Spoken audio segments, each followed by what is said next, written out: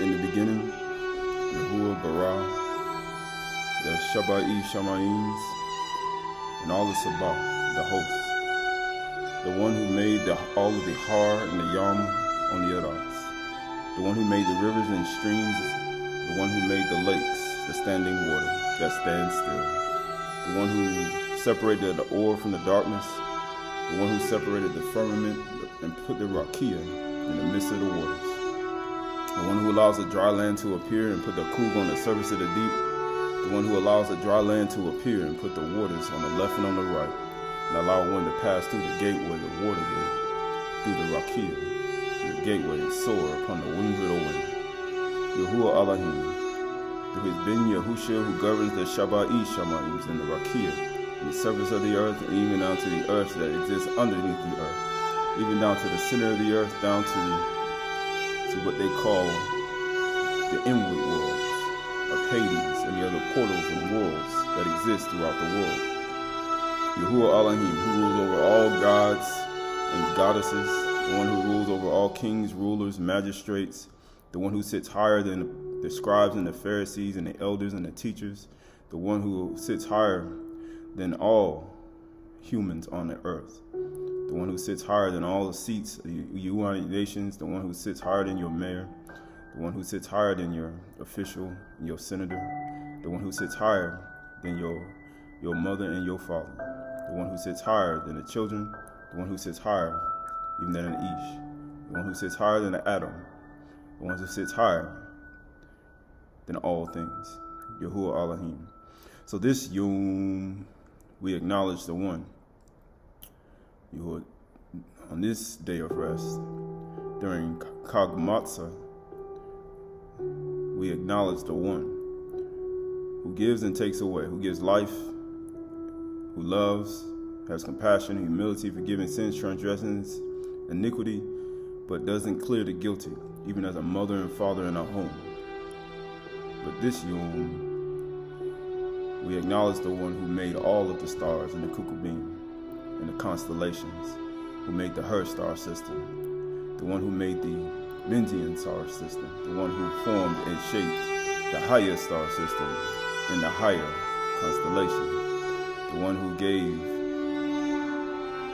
the Peg star, the one who created it in the Pegasus galaxy, the one who created Sirius A and Sirius B, the one who formed and shaped Pluto, the one who made Mercury, Mars, and Venus, the one who established the ends of the earth, the one who gave life to all creatures and all beings and all consciousness, even to the smallest ant, even to the highest ascendant Malachim, Yahuwah Elohim. So this Yom, we allow the love and compassion and his kindness and his majesty to rule in our lives. But just like we always say, close the doors of your mind from all carnal will, all carnal thought, all emotions, all desires, all fears, all doubt, all laziness. Bring your mind to balance in the center of your mind, in the center of your mind, and put away anything and everything in your mind. For today is the day of freedom. Today is the day of warning. Today is the day that Yahuwah has made. Today is the day of Yahuwah's mercy. Today is the day that Yahuwah gave you breath this morning and woke you up and allowed you to go from your unconscious state to your conscious state, from your delta state to your conscious state in this present world, that you can now perceive him as the one who gives life to your body, the one who gives life to your eyes and your ears and your thought process, that your ears may taste his words and that your eyes, your frontal lobe may see him for who he is. So as we move forward in compassion, in mercy, in gentleness and meekness, like gentle lambs. We move forward in kindness, ahab, joy, peace, patience, meekness, temperance, amuna. And we move forward most of all in ahab, in love, which binds everything in perfectness and completeness in this present world. So this is Wisdom of Solomon, ODE 8. Hear the word of truth, Shema. How you say Shema, the word of truth, and receive the knowledge of Yahuwah. Because everybody's not going to receive the knowledge of Yahuwah. But we're saying here, Shema. Hear the word of truth and receive the knowledge of Yahuwah. Your flesh may not understand what I'm about to say to you. That's why they're not going to understand it. Because their carnal man, their carnal mind, and their carnal desires won't allow them to. Nor your garments, that which I'm about to declare to you. So your garments, you know, what one wears, white clothes, long robes, JCPenney clothes, Target clothes, head wraps, gold turbans, fringes, zizits, what they call all these things that men wear to how you look pleasing to a human eye. You don't see like man see. Look at stature, tall, all these things that people look at. Your flesh. He doesn't look at it that way. He said, your flesh may not understand what I'm about to say to you, nor your garments, that which I'm about to declare to you. Keep my mystery, you who are kept by it. To those who kept by his mystery, keep it. Keep my Amunah, you who are kept by it. Those who keep believe, Amunah. And understand my knowledge, you who know me in truth. To those who know him in Amat, in truth, he said, Yahuwah is saying, understand my knowledge. Love me with affection. Love. Ahab. Love with affection. Love, you who love.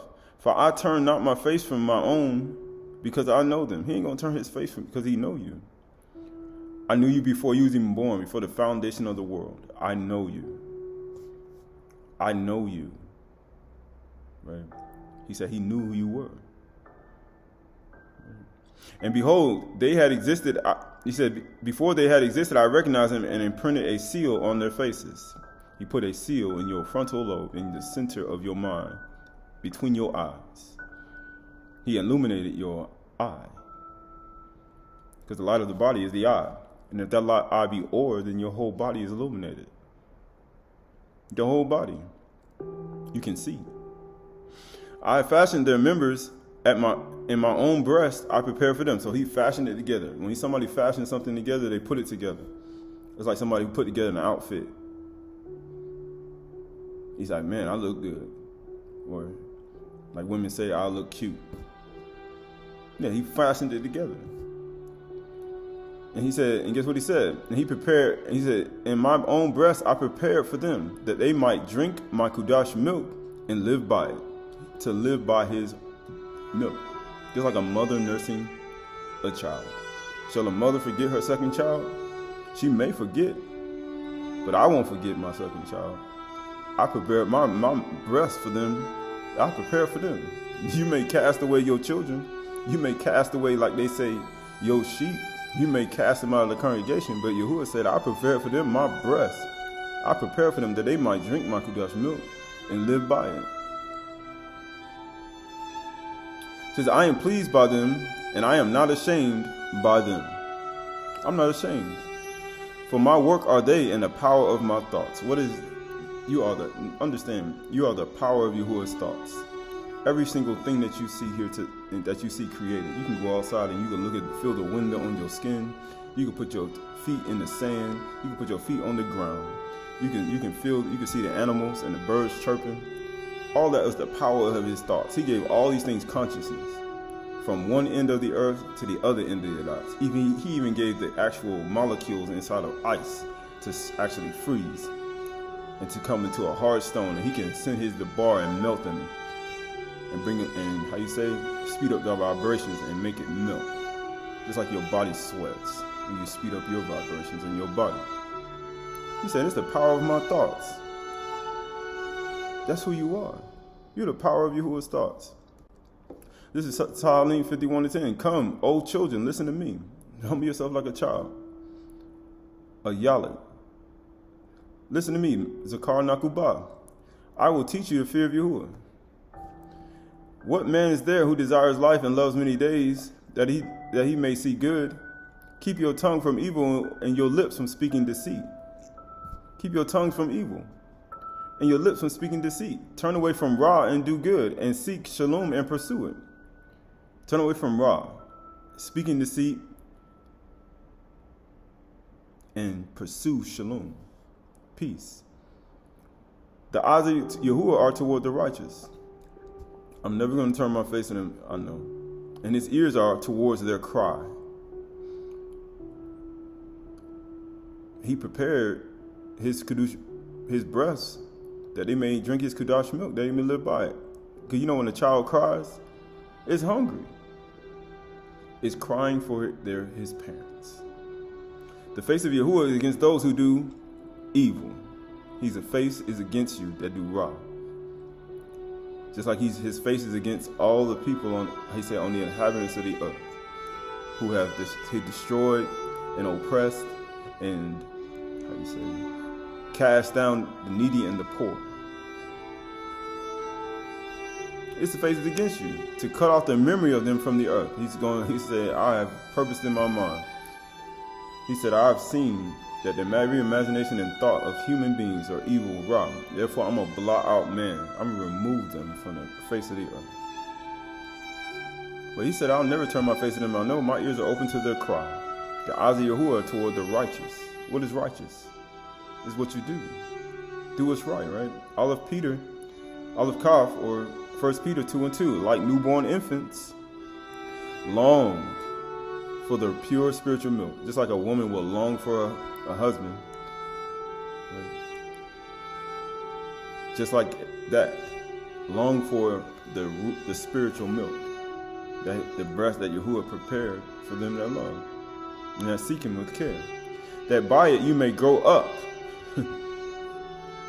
into salvation. You got to grow up into salvation. You got to grow up into ascending, into a cloud. You got to grow up into that. But you got to start off as a seed, just like a sperm cell. When a man plants a seed inside of a woman and it gives birth to a child, it starts off as a small seed. Then it grows up. Then it comes out, and then it grows up even more. But it's to grow up into salvation. That's the same way you're supposed to grow up into salvation. For if indeed you have tasted that Yahuwah is good, so you tasted his Kudash milk that come from the breast that he prepared. If you tasted it, then you know that Yahuwah is good. If not, you still think that, you think Yahuwah raw all the time. You know how some people think today? Yahuwah is just a raw, he's just evil all the time. He just want to do evil to he just want to destroy everything. No, that's not what Yahuwah wants to do. Yahuwah is mild. He's very, he's very kind person. It's not what people think. This is Tahalim, Psalms 111:2. Great are the works of Yahuwah, studied by all who delight in them. I know people don't like studying. They don't like reading. They don't like following. They don't like praying. They don't like worshiping. They don't like doing any of these things.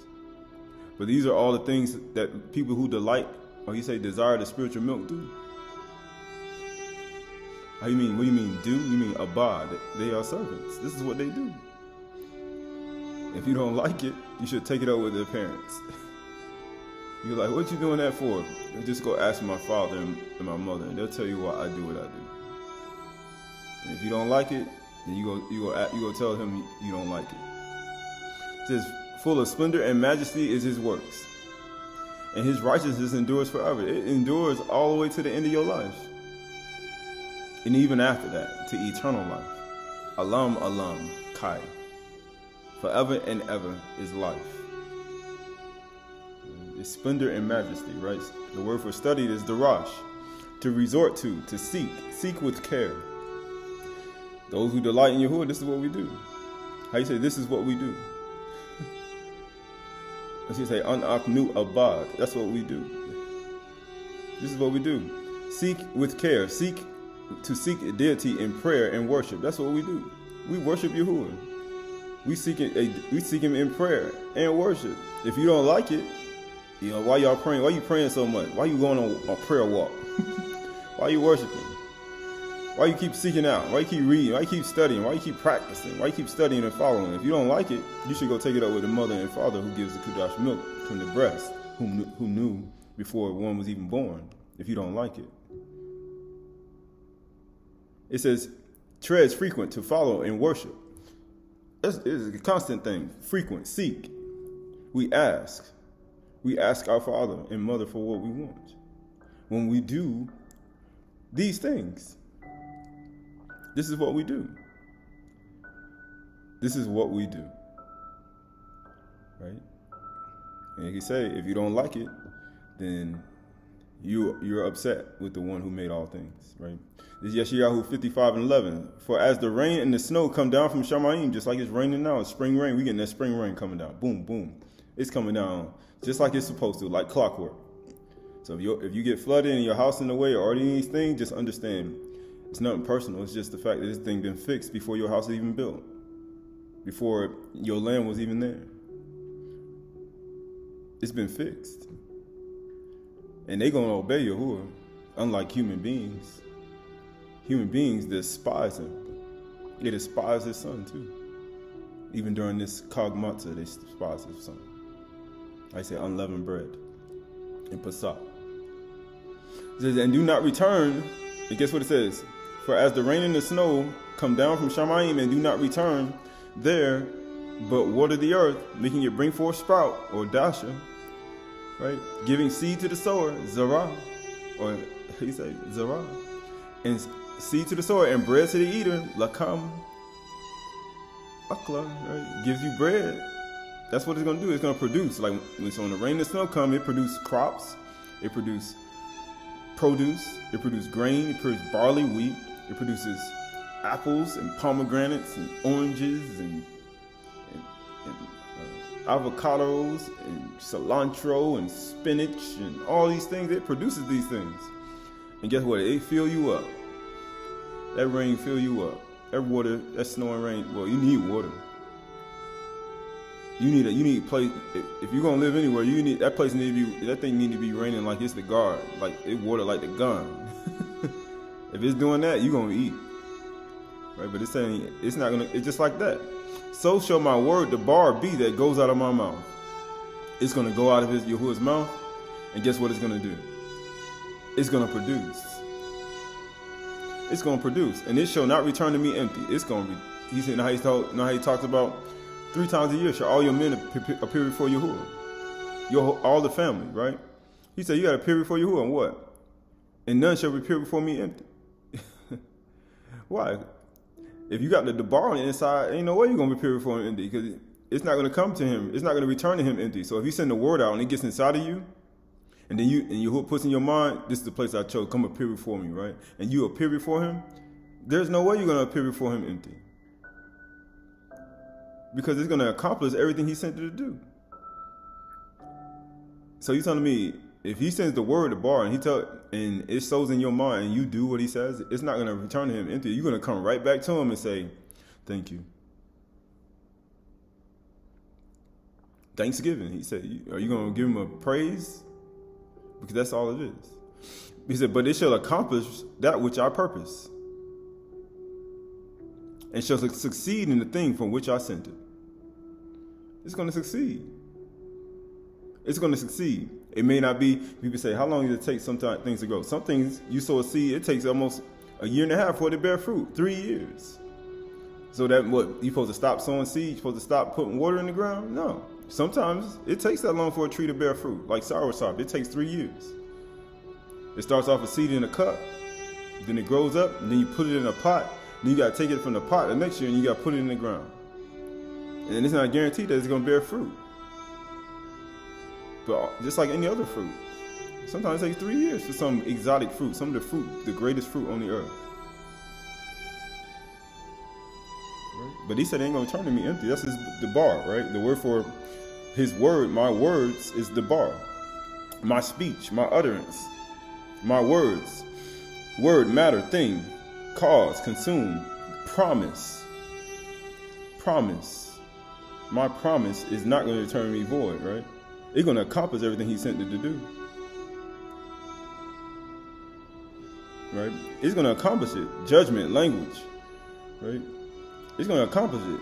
Chronicles, right? Commandments. Right? It's going to accomplish everything he sent it. His the bar. So you look at Daleth Bith Rosh, the bar. We always go here. Why? Because it's important.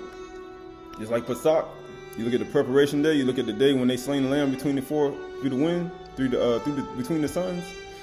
You look at Pesach, even though it's most people don't even ignore it, but in actuality, you look at Pesach meaning how you say 8 days, how you say circumcision, right? You got the Daleth, Ba'ith, and Rosh, right? Well, you got Daleth is 4, Bith is 2, and Rosh is 200. Equals 206 equals to 8. Equals to 8. Right? You know you circumcised on the 8th day, right? Yahuwah, Yad, Ha, U'ah, right? Yad is 10, Ha is 5, Wa is 6, Ha is 5. Equals 26, equals to 8. People wonder why. You look at 26, you look at these numbers and 8. Right? You look at society, you look at the so-called priesthood of the earth and what they do on, you see these numbers pop up when people die, when people get killed. Because they're operating, right? You look at how this world is operating. Right? They are not Yahuwah. Right? But at the same time, you can see Yahuwah is working. Right? So you look at the bar and you look at Yahuwah. His word, the word is Yahuwah. The word is Yahuwah. The bar is Yahuwah. And Yahuwah is the bar. The Yahuwah is the promise, and the promise is Yahuwah. So Mashali 8 and 8. Proverbs 8 through 11. All the words of my mouth, or all the amar of my mouth, are righteous. Right? People talk about righteousness, right? It says, there is nothing twisted or crooked in them. So you look at, he prepared his Kedush milk for those who were what? Whom he knew. The ones who he don't turn his face from. Yahuwah's eyes are upon the righteous and ears are open to their prayer. Those who receive his debar, his word. He said, all the words of my mouth are righteous. There's nothing twisted or crooked in them. It's going to produce everything I sent it to do. They are all straightforward to those. They are straight to him who understands, and right to those who find knowledge. Take my instructions instead of silver, and knowledge rather than gold, rather than silver and gold, rather than the silver and gold of the earth. That's dust that the archons and all the beings use to control you. They use the charts and all these things to control you, or the gold standard, right, or the silver standard, right, the gold standard, right. They use these things, right, but we know. Silver and gold is a means of of the army, of force, according to virtuous. But it says, for wisdom is better than jewels. Kukma, wisdom, is better than jewels. And all that you may desire cannot compare with her, with Kukma. Right? You look at jewels, you look at sardines, topaz, chrysolite, you look at the 12 stones, you get hematite, you can look at all these different stones and crystals. He said better than jewels. Why? Because Kukma, wisdom, created it. The divine inspirational intellect of the highest order from the highest Shamayim created it. You think it just exists here on earth? Don't be a fool. He said, I saw a city coming down from Shamayim. And he said, this street's going to be like transparent glass, which means that these same elements and things don't just exist here on earth. It had the same stones on the city. The same stones you wear on your chest is the same stones going to be on the city. Now you look at these stones and these things that you get out of rock. Them same stones that exist outside of this, how you say, in the Rakia. Going all the way to the Shabat, the first Shamayim, or Qahalath Shamayim. It says, then all that you may desire cannot compare with her. It says the word for words is amar, is utterance, speech, words, promise, command, appointed unto. So you look at the word, the debar, as his utterance, as his promise. The amar, his utterance, is the same way as his promise, is what he says. It's his promise, it is righteous. His promise is righteous. The promise is unto you and to your children. The promise of Yahusha, the Lamb, the say of Yahuwah, is what? The promise. And it is righteous to believe on him. The word promise, command, appointed unto, right? All these are all the promise, right? The word for crooked is ikesh, arkish. It means distorted, false, crooked, forward, or perverse. He says they are all straight. They are not crooked. So all the words of Yahuwah are not distorted, false, crooked, or perverse. They are all straightforward to them who understands. The word for straight is nakuah. It means straightforward, equitable, correct, integrity, uprightness, innocence. So everything that he says is straightforward. It is equitable, it's correct, integrity, upright, and innocent. It's innocent. It produces an innocent child that's prepared. He prepared his breast for that they may live by the Chdash milk. The eyes of Yahuwah upon the righteousness, his ears are open to prayer. He's going to accomplish everything he sent to do, whether you like it or not. Right? Matsah 24, 3-5. By wisdom is a house built. Why? Because wisdom establishes it into the earth. And by understanding it is established. By knowledge, the rooms are filled. You want to be filled within? Knowledge, wisdom, and understanding. With all precious and pleasant riches. So you see how these riches are transferred? It's inside. A wise man is full of strength. Wise man or woman is full of strength.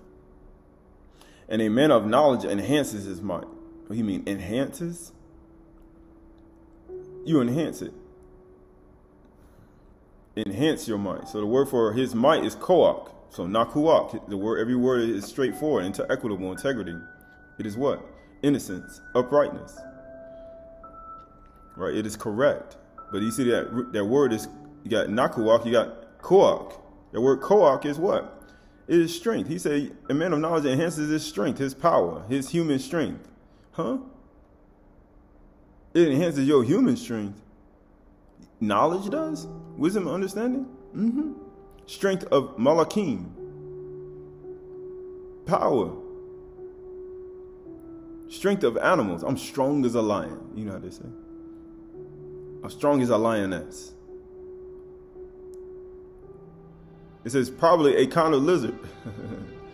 Koach. A small reptile. When a reptile, when we get transformed and renewing your mind, be not conformed to this, but be transformed by the renewing of your mind. Is it not written in your law? It says you are Elohim. And if he called you Elohim, in whom the word of Yahuwah came, the Ruach, how you say, the scripture, the Torah can't be broken. You can't break that. He said you are, he said, in Qahalath, what is it, Psalms 82 and 6, he said you are all gods, and the children of the Most High, the children of Yahuwah. He said he judges in the midst of the gods in the book of Qahalath.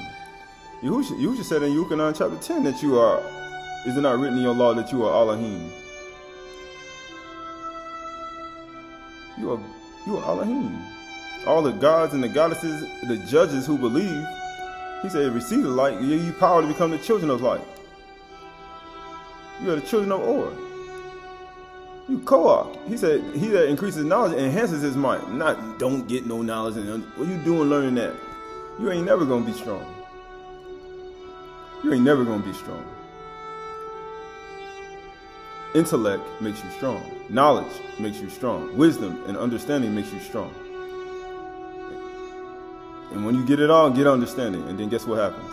He said, be renewed in your mind. Be like a shape-shifting, like he said, they say a lizard. They say a reptile, right? But it says just like a lizard, a chameleon that shape-shifts, right? You'll be able to, how you say? Shape-shift. It says ability, able, force. This is why power, force. His force. Yeah, his force. Right? Just like Rabbah or Malay, his force. Be fruitful and multiply. As in Bereshith, it was his force. His army, his Sabah. Right? Koach. So this is Shemuth, Exodus 13:4. Today is the month of Abyd. So we went through month of Abyd, but and you are going out.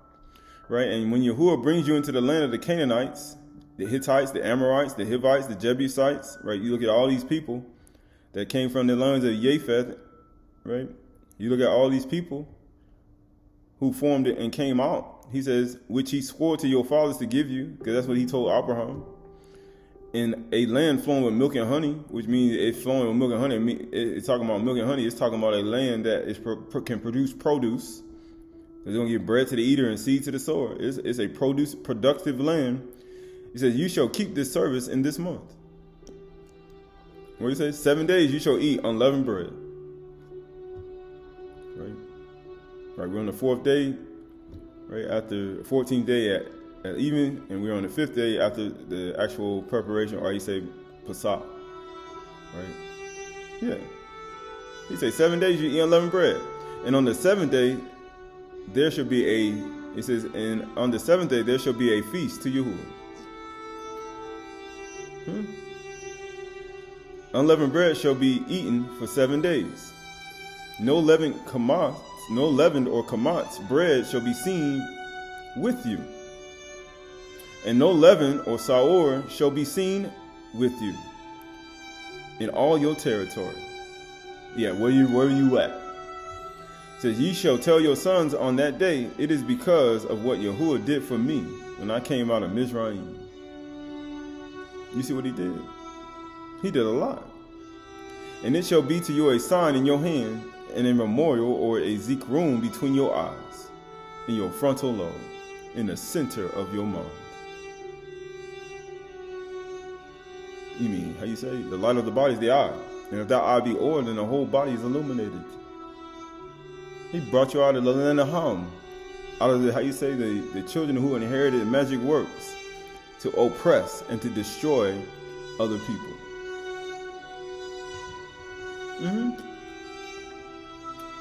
It says that the Torah of Yahuwah may be in your mouth, which means you got to actually say this to your children. This ain't something you just, oh yeah, just look what we're doing. No, you're supposed to actually say it to them. You're supposed to say it with your mouth, because he's giving a mouth to his creation.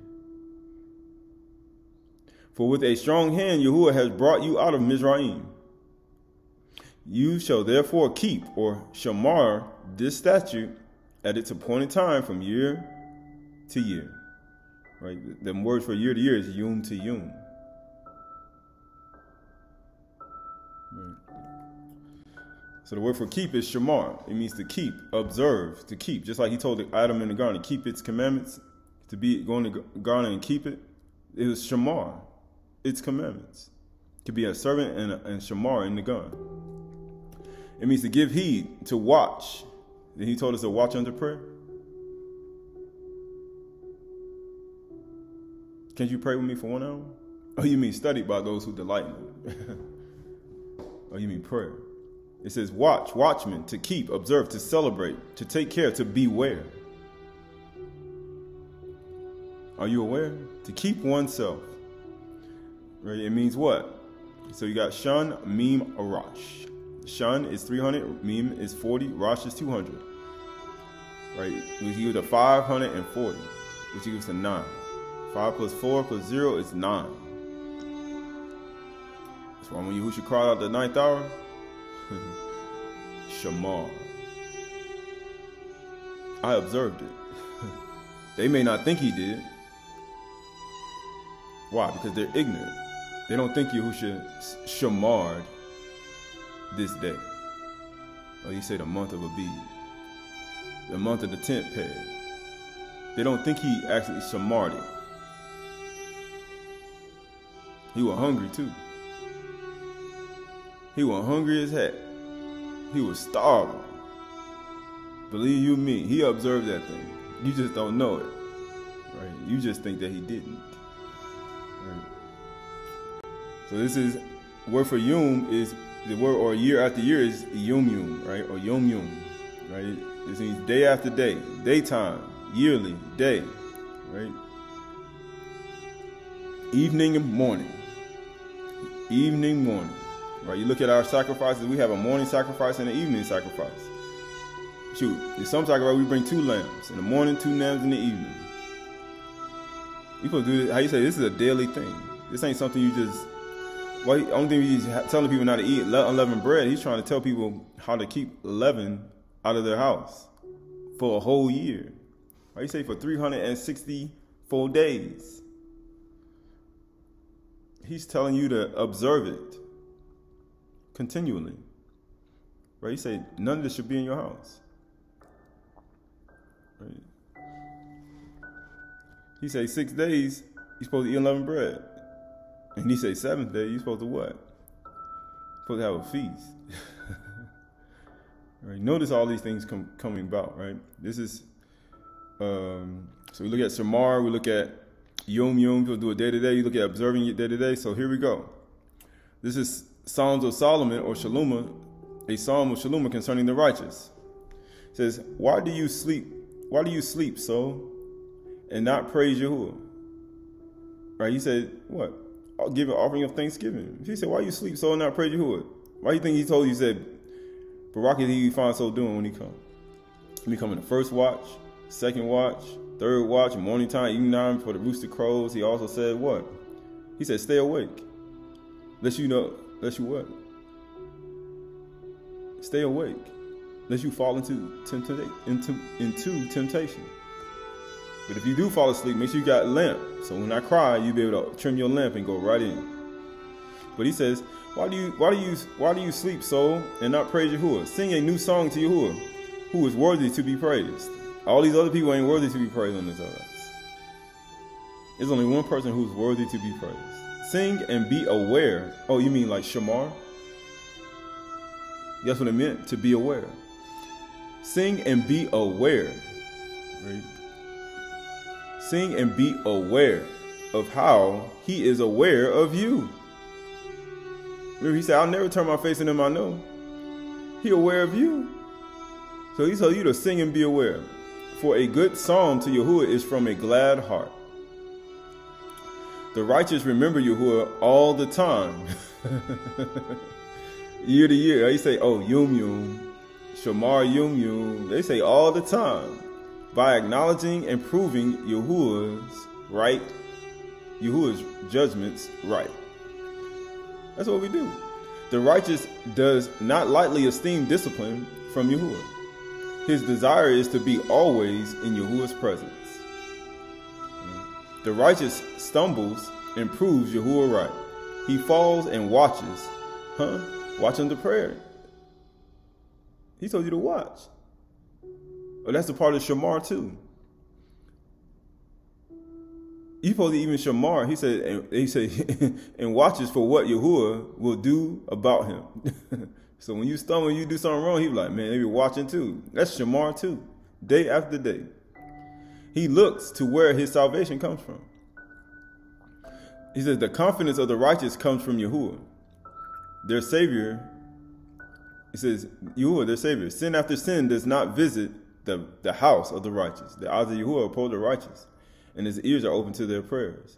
But the panim of Yahuwah is against them that do evil. But even if his face is against you, you still got to shamar and wait to see what he's going to do to you. And then guess what? He said you got to do it day after day. He says, 7 days you eat matzah, right? You're supposed to eat matzah. It's no leaven, no kamatz or saror should be found in your houses. He said, when your children ask you, you said, this is what Yahuwah did for me. And this is the least I can do. And guess what it says? He says, the righteous constantly searches his house. Oh, you mean like no leaven shall be found in your house? Constantly searches his house to remove his unintentional sins.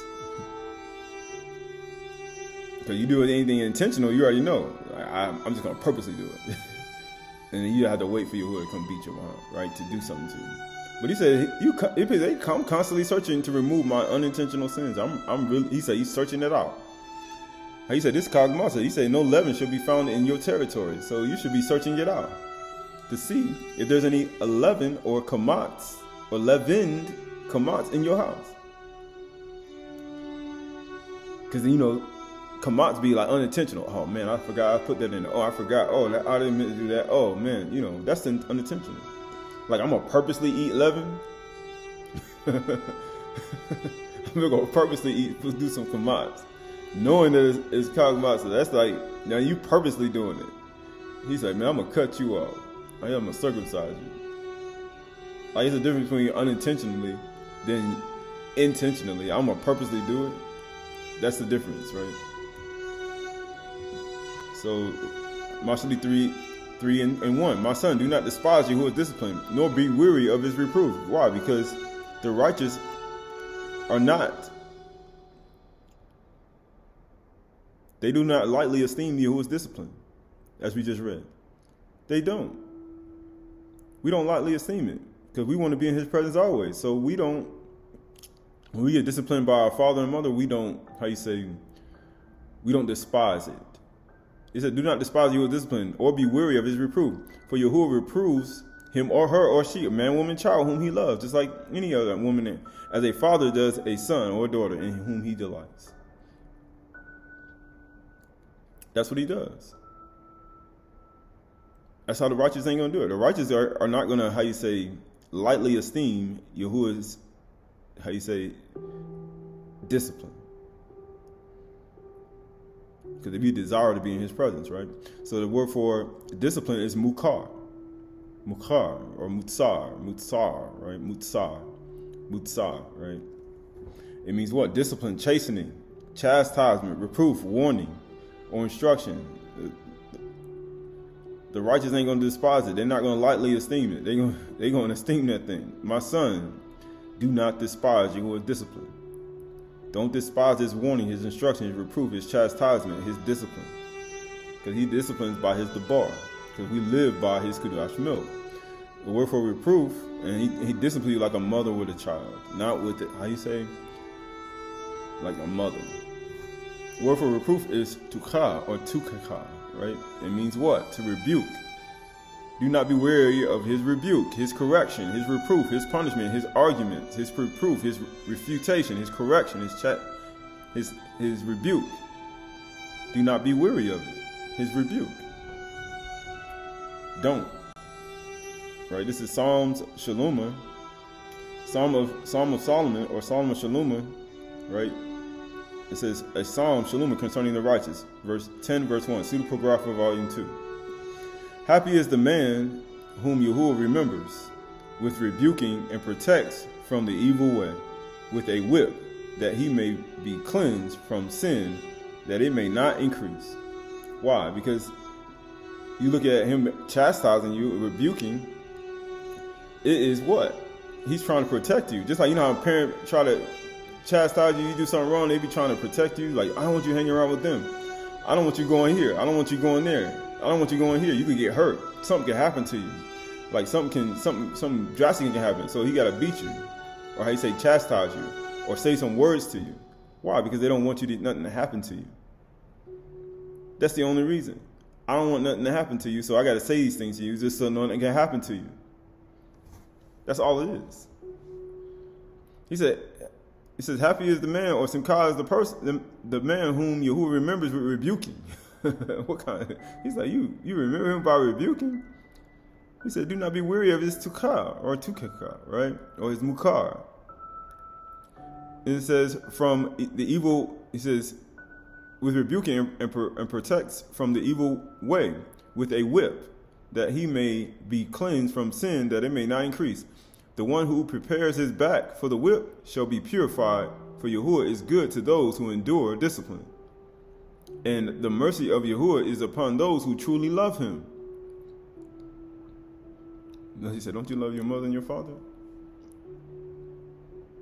It says, and Yahuwah will remember his servants in mercy, for the testimony of it is in the Torah of the eternal covenant. And the testimony of Yahuwah is the ways of men, his supervision. That's what he does. He said, don't be weary of his discipline. Don't be when he reproves you. If you endure discipline, the mercy of Yahuwah is upon you, because you truly love him. You mean I love him? Yeah, you are. He said, those who seek me, those who love me. Love me with care. Seek with care. He said, I prepare for you my Chdash milk. I'm your mother.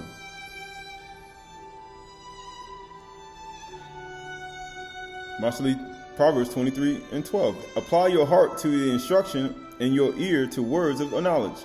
Do not withhold discipline from a child.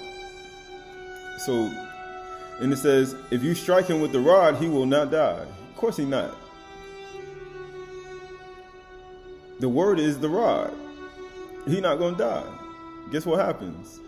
He's only trying to protect you. If you strike him with the rod, you will save his soul from hell or Sheol. That's exactly what Yahuwah said. I'm here to protect you. He said, he that don't hide his back from the whip, he shall be purified by Yahuwah. Why? Because I'm trying to stop you from going to somewhere. My son, if your heart is wise, my heart too will be glad.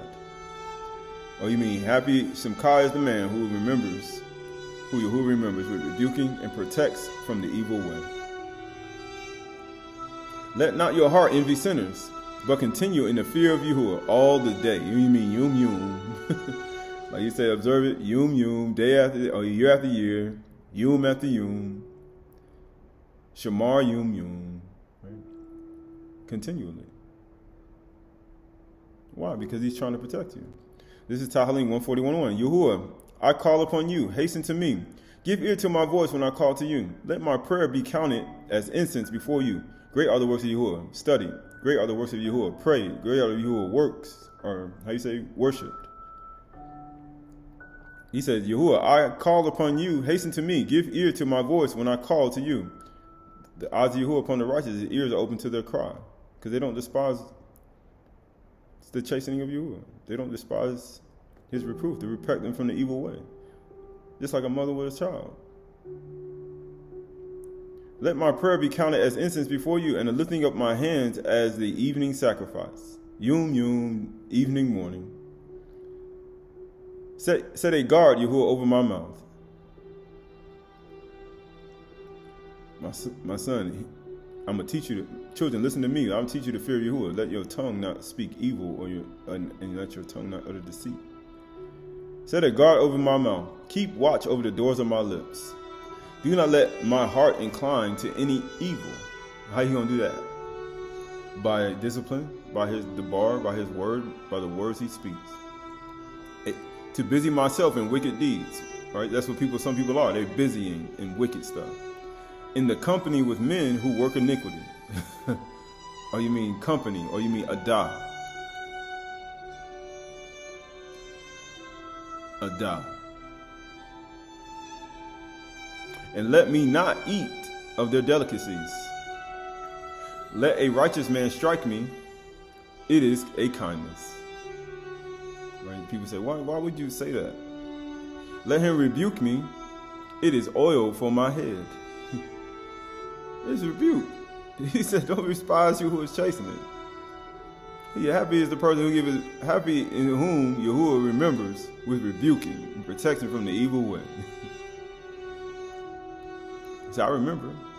He said, rebuke it. It says, it is oil for my head. Let my head not refuse it. He said, hearken unto me. Receive the knowledge of Yahuwah. Those who love me. He's like a parent. Yet my prayer is continually against their evil deeds. Right? When their judges are thrown over a cliff, then they will hear my words, for they are pleasant. He said, that's when they'll do it. He said, even though they're striking me, my head will not refuse it. Yet my prayer is continually against their evil deeds. Oh, you mean, what do you mean prayer? Great are the works of Yahuwah. Study by all those who delight in it. Darash. So the word for prayer is tafila. But my tafila is against their evil deeds. My prayer, my house of prayer. Here prayer, intercession. My hymn is against their evil deeds. Even though they're striking me, but my hymn is not against their evil deeds. My prayer. So because you don't know what a hymn is a religious song, or say a song of praise, especially a song sung. Sing unto you a new song. Sing unto you a new song. He said, yeah, my hymn is against their evil deeds. So Hebrews 11:3. Consider him who endured from sinners such hostility against himself, so that you may not grow weary or faint-hearted. Consider him that was stronger than you. If in your struggles against sin, you have not yet resisted to the point of shedding your blood. Remember, you're not even shedding your blood. Like, you're not enduring to the end. Like, you know how you got to lay down your life? And have you forgotten the exhortation that addresses to you as sons? What did he say? Despise not the discipline of you. And his rebuke. Happy is the person who gives his back, who don't turn his face. He says, who Yahuwah remembers with rebuking and protects him from the evil way. He said, despise not Yahuwah's discipline. Don't do it. And it says, My son, and it says, my son, do not regard lightly the discipline of Yahuwah. That's it. The righteous don't do that. In the Psalms of Solomon. For nor be weary when he reproved by him. For Yahuwah disciplines the one he loves, and chastises every son or daughter whom he receives. It is for discipline that you have to endure. Yahuwah is treating you as sons or children. For what son is there whom his father does not discipline? If you are left without discipline, in which all have participated, so that means everybody, Kaf, Peter, Shaul, everybody. You say everybody. Then you are illegitimate children and not sons. Besides this, we have had earthly fathers who disciplined us, and we respected them. He said, so if he's telling you we had earthly fathers, why everybody calling people father on earth? You know, he's telling you we have earthly fathers, right? He said he disciplined them. So you look at today, you got some people say, I'm like your father, right? Like you say, you are not the father, right? And he says, and it says right here, for what son is there whom his father does not discipline? If you are left without discipline, in which all have participated, then you are illegitimate children and not sons. Besides this, we have had earthly fathers who disciplined us, and we respected them. Shall we not much more be subject to the Father of spirits and live? For they disciplined us for a short time, as it seemed best to them. But he disciplines us for our good, that we may share his Chdash.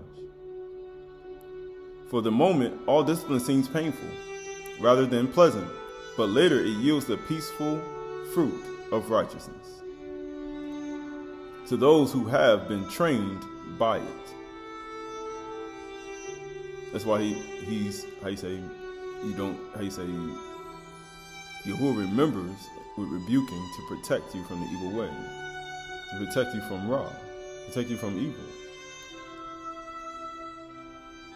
It is oil for your head.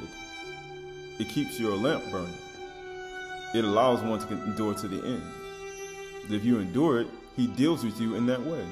It allows you to endure. So all he's trying to do is keep one from doing certain things. Not on like human people do today. Some humans use it in a way to control. No, Yahuwah is doing it to protect you from the evil Ra. So when it's there, you'll know it's Ra. You'll know it's evil. This is Revelation 3:15. I know your works, that you are neither cold nor hot. Would that you were either cold or hot. So because you are lukewarm and neither hot nor cold, I will spit you out my mouth. For you say, I am rich. That's what they say. I have prospered. I have need of nothing, not realizing that you are wretched, pitiable, poor, right? You are poor, blind, and naked. I counsel you to buy gold refined in the fire, that you may be rich. Wear white garments, so that you may be clothed yourself, and your shame or your nakedness may not be seen. And salve to anoint your eyes, so that you may see. Those whom I love, I reprove. So you got money, you think, I'm rich already. I got money, I got gold, I got silver. Man, I have need of nothing. Look at me.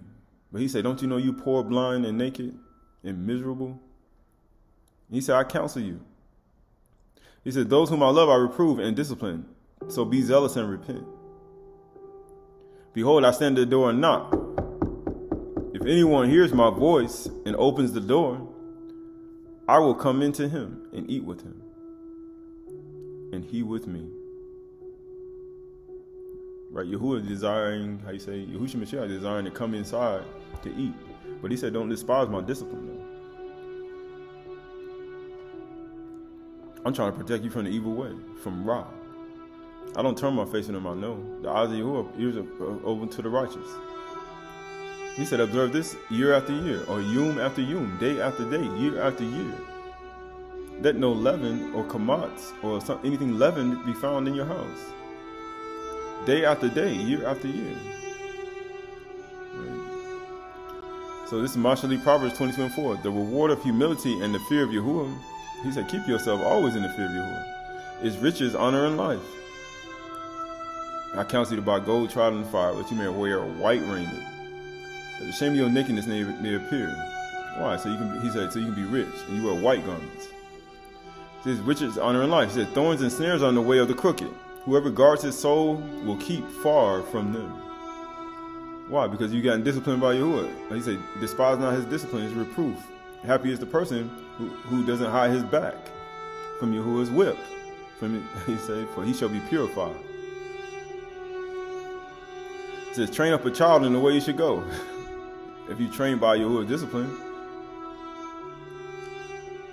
for with children, even when he is old, he will not depart from it. Even when you get older, you're not going to depart. You're going to remember the discipline. The rich rules over the poor.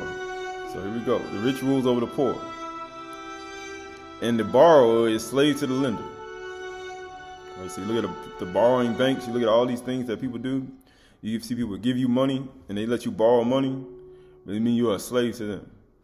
It don't matter who they are. A CEO, international banker, a house loan, a car loan, you know, your friend, right? A pastor or anybody, they give you money, they lend you money, you're a slave to them.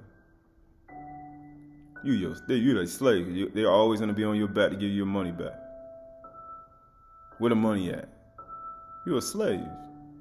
The rich rules over the poor. That's the world today. They're slave to the lender. Whosoever sows injustice will reap calamity.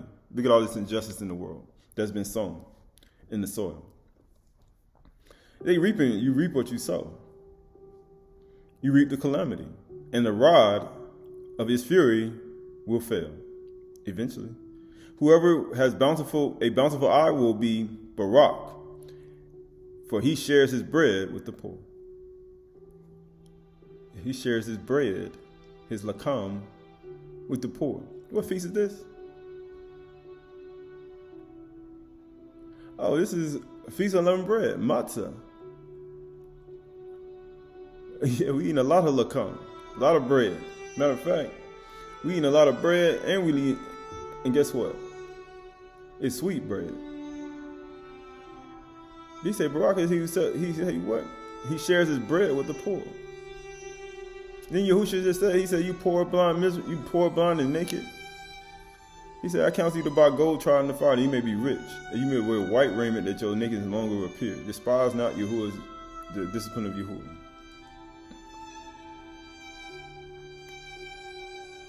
Because those whom I love I discipline.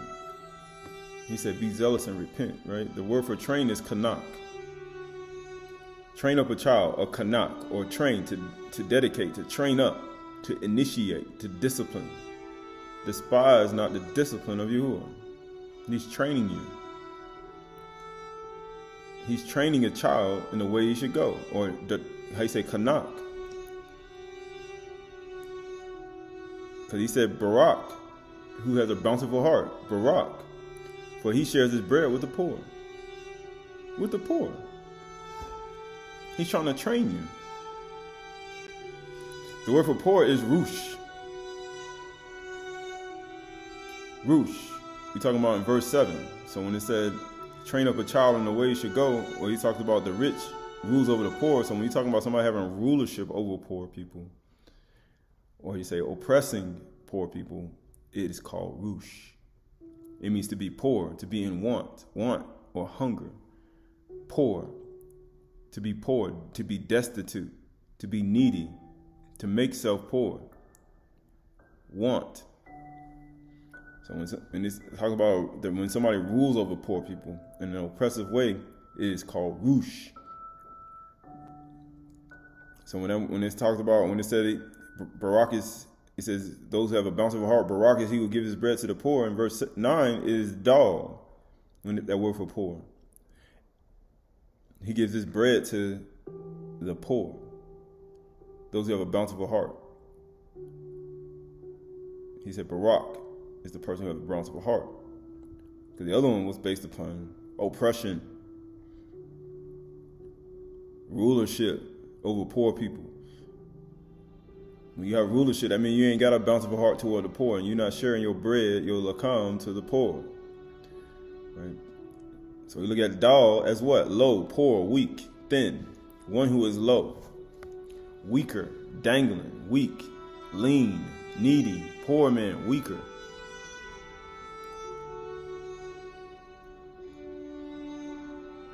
A person that have a bountiful heart that's being disciplined by Yahuwah and being trained, or kanak, it's going to look at a poor person that's weak and low in him, and he's going to give him some bread. He's going to give him, make him, how you say? He's going to bring him back to strength from being weak and thin and all that. He's going to give him bread that they may be what? That they may grow, that they may get bigger, that they may grow up into salvation, that they may grow up. But an oppressor or ruler is not. He's going to continue to rule over the poor. They're not going to help him. And it'll be whoosh, like you said. Whoosh. So you look at Dal, you got Daleth and Lamed. Right? So you look at Daleth as a door and Lamed as expert. So teacher of the door. Right? You add up Daleth is 4 and Lamed is 30, equals a 34, equals a 7. How you say? 6 days you eat Matsah. 7th day you have a feast. You celebrate, right? How you say? But it's just showing you, right? You see how the giving bread to the poor, those who are kanak, right? So James 1:25. But the one who looks into the perfect Torah, or the law of liberty, and preserves and perseveres, being not a hearer who forgets, but a doer who acts, he will be barak in his doing. Why? Because he's going to give bread to the poor. He's going to be bountiful in his heart, his mind. He's going to extend his head to the poor, right?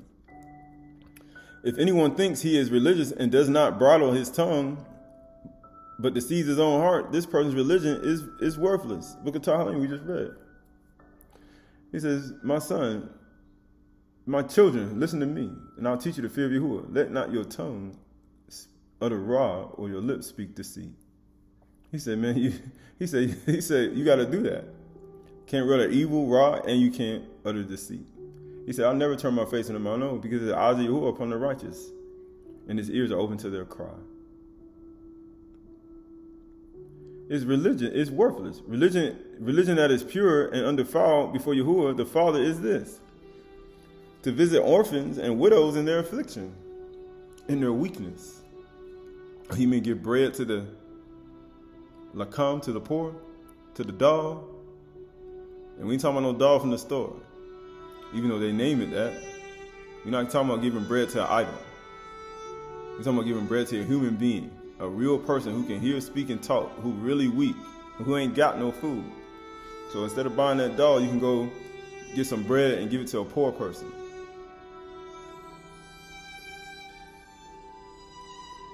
Somebody who, a dog or a whoosh, how you say? But here we go. And it says, religion that is pure and undefiled before Yahuwah, the Father, is this: to visit the orphans and the widows in their afflictions, and to keep oneself unstained from the world. Unstained. Ra, deceit. How you going to keep yourself unstained? Happy, how you say, Simcha is the person who Yahuwah remembers rebuke. He who don't hide his back from the whip of Yahuwah. Or you say, the chastisement of your father and mother. He said, you'll be purified. That'll be pure religion for you. Keep you from that. And he says, the Father is this: to visit orphans and the widows in their afflictions, and to keep oneself unstained from the world. So the word for law in there is nomos. Nomos. He said, you look in the perfect law, or nomos. Right? But it says parcel out. It means food or grazing to animals. It means regulations. Specifically, it says of Moses, it says a principle of the truth. A principle or law, nomos. You know how people say, those who know the most, that's what they say. But in actuality, you look at, they don't. There's only one who knows everything. There's only one who knows everything. There's only one. But he said, be a doer. If anyone thinks he is righteous and does not bridle his tongue, you deceive your own mind. But you have to be a doer. You can't forget either. You know how he talks about Zakar, remember? It's a memorial. Zikrun is to remember, keep in remembrance. So the wisdom of Solomon, Shalom 6:4, because being ministers of his kingdom, his Malkuth, ye have not judged aright, nor kept the law or the Torah, nor walked after the counsel of Yahuwah. Horribly and speedily shall come upon you, for a sharp judgment shall be to them that are in high places. You look at all those who are, how you say, those who are in high places, those who are in high positions or leaders, or how you say, the Malakim, or no, not the elders and the scribes and the Pharisees and the kings and the rulers and the mayors and the people that are in high places, the people who sit and rule over kingdoms and rulers. Right? Or you say the Malakim, or his ministers, how you say, the flames of fire, like they say, or the ministers of, how you say, his messengers, like the wind. Qahalath 5:8, if you see in the province the oppression of the poor, or rush, that word for poor is rush. When you talk about oppression, as we talked about, when somebody says the ruler rules over the poor, when you talk about ruler, we're talking about oppression of the poor and the violation of justice. That's what you see in the world today. That's what you see inside of these places today, inside of these adas today. That's what you see today. He says, violation of justice and righteousness, do not be amazed at the matter. Like everybody amazed, like, man, you see all these poor people, you see these people sick, these people weak, these people ain't ate. You got all this starvation in the world. All this starvation, all these things, people are hungry. It says, for the high official is watched by a higher. Oh, you mean Yahuwah observing you? How you say Shamar, like the observer. You call Yahuwah the observer. He is watching you. He's watching you by higher, and there are yet higher ones over them. There are even higher ones over them. He said, don't even be amazed at the matter. You see what they're doing? Don't you see this? He said, don't even be amazed. This is ascension of Yeshayahu. And it says, and I heard the voice of the Most High Yahuwah, the Father, the Adon, the Master, saying to the Adon, Mashiach, who will be called Yahusha, go forth and descend through all the Shamayim, and thou will descend to the firmament, or the Rakia, and that world, to the angel of Malach of Sheol, thou will descend, but to Haguel thou will not go, and thou will become like unto the likeness of all who are in the 5 Shamayims. And thou will be careful to be like the form of the Malakim of the firmament, and the Malakim who are in Sheol. And none of the Malakim of that world shall know that thou art master with me of the Shabai Shamaim. There is a higher official. The higher official is watched by a higher, and there is yet a higher one over them. They watching you. And of their Malakim. And they shall not know that thou art with me, till that with a loud voice, a cry, the eyes of Yahuwah upon the righteous, and his ears are open to their cry. With a loud voice I have called to the Shamayims, and their Malakim and their lights, even unto the 6th Shamayim, in order that thou mayest judge and destroy the princes, and the Malakim, and the gods of that world. Marvel not. You see the oppression of the poor in the land? You see how you say, ministers of his kingdom, like they say? They not judging properly? He said, man, you see the oppression of the poor? He said, you see all these government officials and all these people doing all these things? You see all these higher officials who's doing all these things in other countries? And he say, like in African or in other places, in Europe and all these other countries. He's saying, you see all these things? He said, don't. He said, there's a higher official who sits higher than them. And guess what? He said, and guess what he says? And he says, and the world, he says, guess what it says? And their angels and their light, even unto the 6 Shamayim, in order that thou mayest judge and destroy the princes and the princes and kings and the Malakim and the gods of that world, and the world that is dominated by them. You mean oppression. The world is oppressed by them. For they have denied me and said, we alone are, and there is none beside us. We the only one. We are Elohim. We made the Nile. We did it all ourselves. Ain't nobody beside me. There ain't nobody. It says, and afterwards, from the Malachim of death, thou wilt ascend to thy place. Right? From the Malachim of death, thou wilt ascend to thy place, and thou wilt be transformed. Thou wilt not be transformed in each Shamayim, but in Kabod wilt thou ascend and sit at my right hand. Sit thou here to my right hand till I make thy enemies thy footstool. Binyamin. And there upon the princes and the powers of that world will worship thee. These commands I heard to the great Kabod giving to the Adon master.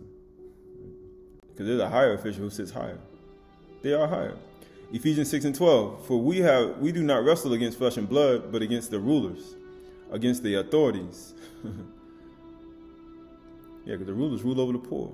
They oppress the poor. The servant is slave to the lender.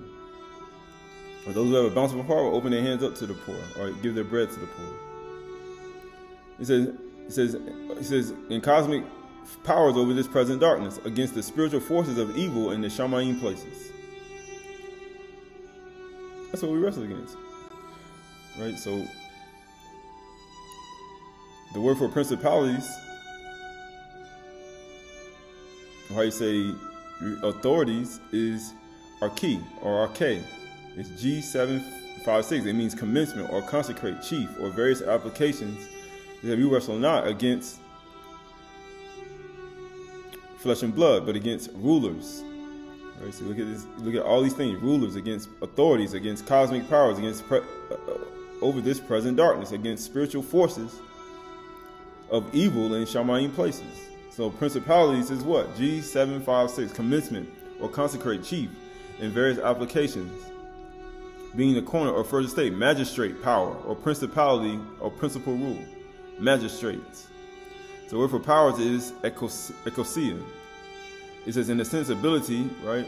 It means what? Force, capacity, compensity, freedom, or objectively mastery, concretely magistrates, or superhuman pontinate. Superhuman potinates. Delegates, authority, jurisdiction, liberty, power, and strength. He said the whole world dominated by these things. So the word for rulers is cosmic powers. It's cosmocrator. That's the name. That's the word. G2902. A world ruler, an epithet of Satan. The word darkness is skotos, shadiness, obscurity. It says literally, figuratively, darkness. You know how it says darkness over the face of the deep? And the Ruach of Elohim were moving upon the face of the waters. The word it says darkness in this present world. The word for world is aeon. In this present aeon, or age.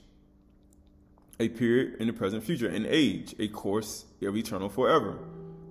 Beginning, or while the world began, without end. Of this present world. Of this aeon, of this age. Right? The word for spiritual wickedness is pneumometikos. Right? It means what? This is all in Greek. G4151. It means what? It means not non-carnal. So we're talking about non-carnal or human ethereal or ethers or shamayim. Shamayim is higher ether. Human ethereal. These are ethereal beings. Or daemonality or spirit, concretely, supernatural, regenerate, or religious, spiritual compare, right? That's what it is. The word for wickedness says this present world against spiritual forces of evil or wickedness. It means what? In high places, right? We've got wickedness is poneria, depravity, malice, plot, sin, iniquity, wickedness. We wrestled against all these things. It says in high places or above. That means eporanios. It means what? Sky or celestial shamayim. We're talking about celestial, supernatural beings, supernatural etheric beings, or it means superhuman potinates and magistrates, world rulers and epithets of Satan in darkness. That's what we read. You remember Malak Rasha? The adder? Man, we wrestle against all these things. So this is monthly Proverbs 22:2. The rich and the poor, or the Rush, meet together. Yahuwah is the maker of them all. He's the maker of them all. The word for rich is Ashir. Ashir. That word for rich is Ashir. Ashir. It means rich, wealthy, the rich, a wealthy rich man. The rich and the, how you say, the Ashir and the Rush meet together. Noble, rich man. Ashir. So Aleph Shemuel 2:7. Yahuwah makes the poor and makes the rich. He brings low and he exalts. He makes the poor and the rich. And he brings low and he exalts. So if you brought low, if you poor, you ain't got no job, you lose your job. If you ain't got nothing, and if everything gone, Yahuwah did it to you. We say, why would one complain? Why would one complain? Because Yahuwah did it to you. If one complains, that means you're ignorant. So Yahuwah makes the poor and makes the rich. He brings low and he exalts. The word for poor in Shemuel is Yarash. Yarash, to seize, expose, to take possession of, inherit, disinherit, occupy, to come to poverty, be poor. Yahuwah just, how you say, depossesses your life. He takes possession of your life by taking everything away from you. By making you poor, I mean he's taking possession of your life. That's the only reason he make you poor. I lost my job. I can't do anything. I can't even get anything. The only reason he's doing it is because he's trying to take possession of your life. Because you've been doing it your whole life. You've been possessing your own life. So therefore, I got to take possession of yours. And the only way I can do that is by taking everything you have. It says inherit, disinherit, occupy, to come to poverty, to be poor. So he said, I counsel you, don't you know you poor, blind, and naked? So I'm going to take possession of your life. In Book of Revelation, he said, don't you know you poor, blind, and naked? I have no need of nothing. So yeah, you know what? I'm going to take all your stuff. I'm going to take possession of your life. And the longer you the longer you fight against me to take possession of your life, it's going to get worse and worse and worse. And that's what you see in the world today. You are trying to take possession of everything, but guess what? Everybody keep fighting against his debar, his word, his utterance, his promise. And guess what he does? You get worse and worse and worse. He said, Yarash, Yahuwah is the maker of the poor, and he maker of the rich. The word for rich is Asher, not Ashir. Asher is to become rich, wealthy. To be or become rich, to make rich, to gain riches. To gain riches. He said, I'm coming to take possession. I'm coming to Yarash. Because I'm trying to take control of your life. I'm trying to take possession of you. Right? The word for bring low is shafal. Shafal, it means what? To become low, to sink, to be humbled. So he's going to take everything you got, make you poor, take possession of your life, to make you sink and be humbled. He said to lay low, to humiliate. And it's going to be humiliation for you. And by humiliating you, he's taking your possession of your life, by taking your stuff and the things that you value. Now here's my counsel for you. I counsel you to buy gold, tried in the fire, that you may be rich. Because I just took everything from you. I just took possession of your life. Now I'm telling you to buy gold, tried in the fire, that you may be rich. That you may wear a white raiment and your shame and your nakedness don't appear. People say, why would he do that? Because I'm trying to take possession of your life. I'm trying to take possession of humanity or people. Depressed, sink, to humiliate. He's trying to humiliate you. So the word for exalts is room. Remember this word for room? My servant shall deal wisely. He shall be exalted and very high. And he took the Passat in the upper room. How you going to take possession, make somebody poor, then humble him, and then he said exalt you. You know how Yahuwah make it a poor and a rich. He humbles and exalts. All these things was just talking about what he's going to do for you. What you need to do. And how he was going to do it. to rise up, to be high, to loftily, be exalted, to lift up. He make her the rich and the poor. This is Job 2:20. Then Ehud rose and rent his mantle, and shaved his head, and fell upon the ground and worshipped, and said, naked I came out of my mother's womb, and naked I shall return thither. Yahuwah gave, and Yahuwah took away. Yahuwah is the maker of the rich and the poor. Only reason he took it to take possession of his life, take possessions, to repose, to take Yahuwah, the maker of the rich and the poor. I'm taking your possessions to take possession of you. Yahuwah gave, and Yahuwah takes away. Yahuwah is the maker of the rich and the poor. Barak be the name of Yahuwah. Barak be the name. It says, in all this, Ehud sinned not. So it's a sin when Yahuwah takes possession of your life to say anything opposite of what Ehud just said. It's sin.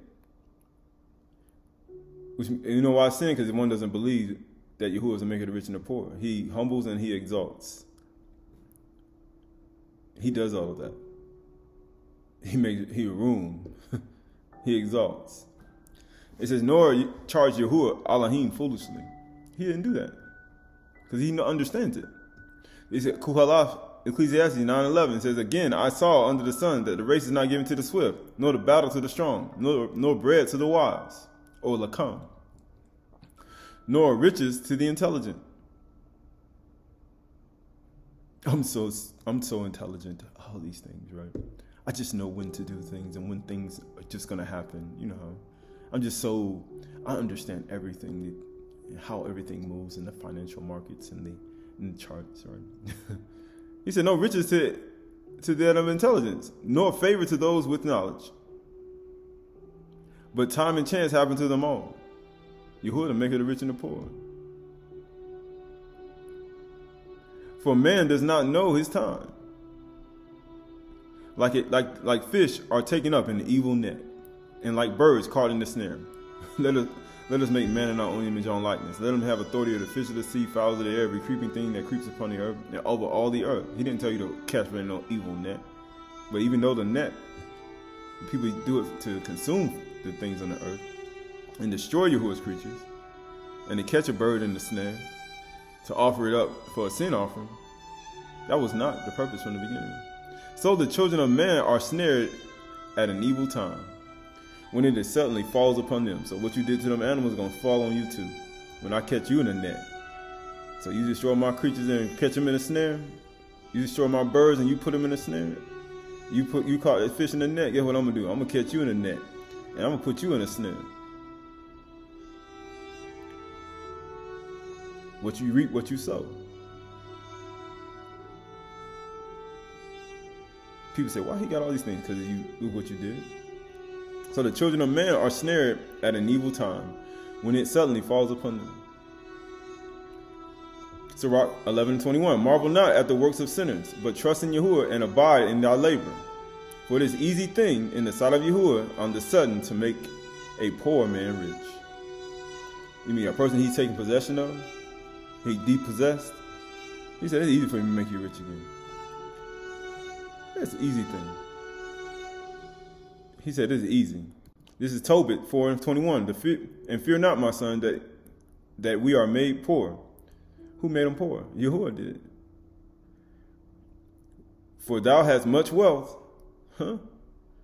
If thou fear Yahuwah, keep thyself in the fear of Yahuwah at all times. Despise not the chasing of Yahuwah.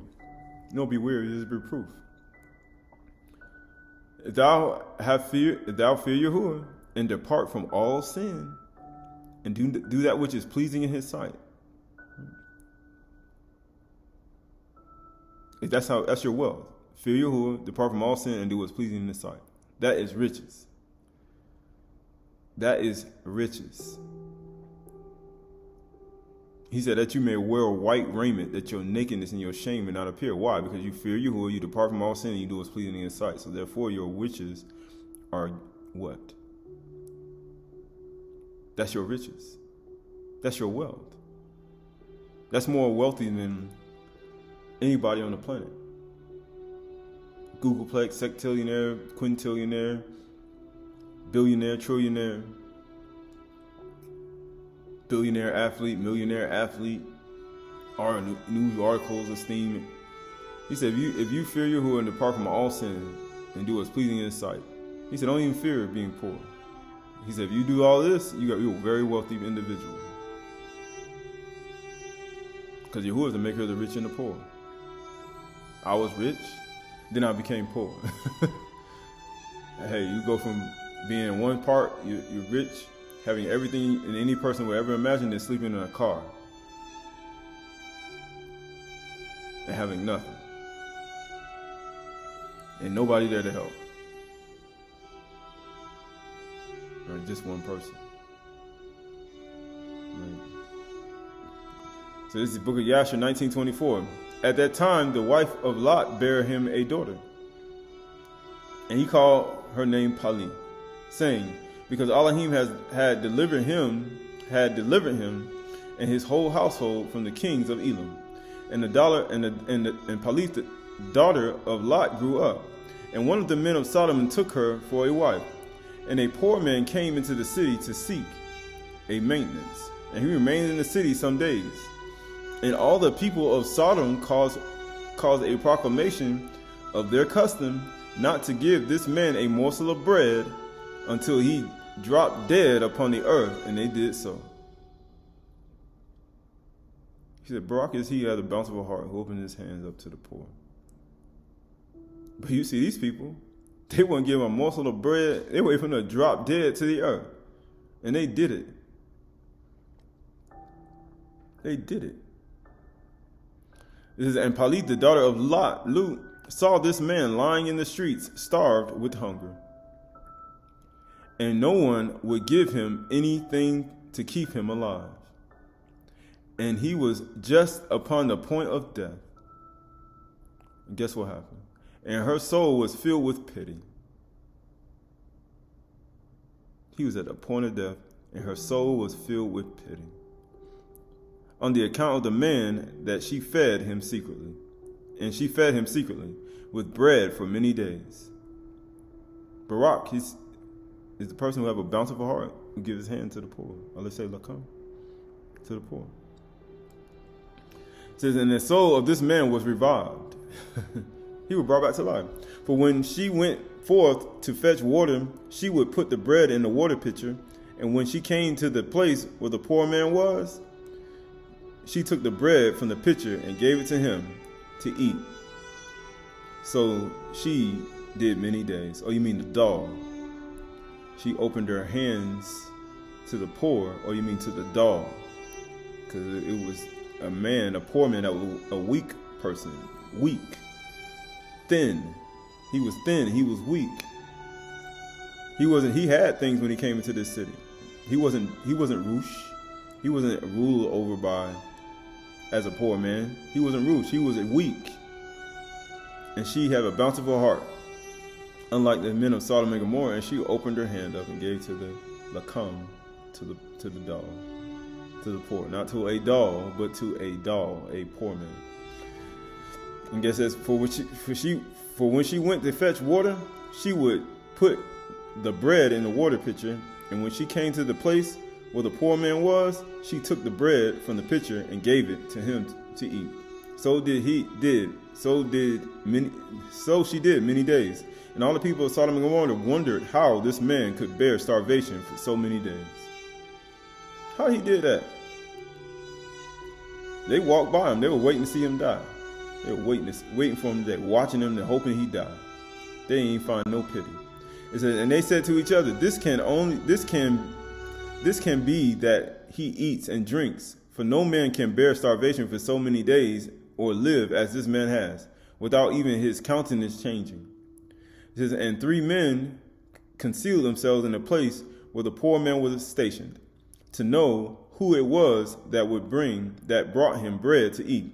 And Palit, the daughter of Lot, went forth that day to fetch water, and she put bread into her pitcher of water, and she went to draw water by the poor man's place.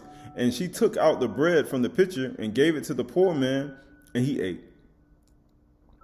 And the 3 men saw what Palit did, and guess what they did? To the poor man. And they said to her, it is thou who has supported him. And therefore he has not starved, nor changed his appearance. changed in appearance, nor died like the rest. So this ain't the first time they did this. Nor died like the rest of them. This is like sport for them, to watch poor people die on the street. And the three men went out of the place in which they were concealed, and they seized Palith and the bread which was in the poor man's hand. So they took her and the poor man's bread. And they took Palith and brought her before the judges. And they said to them, thus did she do, and it is she who supplied the poor man with bread. Therefore did he not die all this time. So she transgressed the law. Like he said, she transgressed the law that they had. She a transgressor of the law. What how did they say? She a transgressor of the law that we have. Because we don't give money to people who just come through here. We don't give bread to those who come through here. We don't give bread to them. We don't give lakam. We don't have a bountiful heart.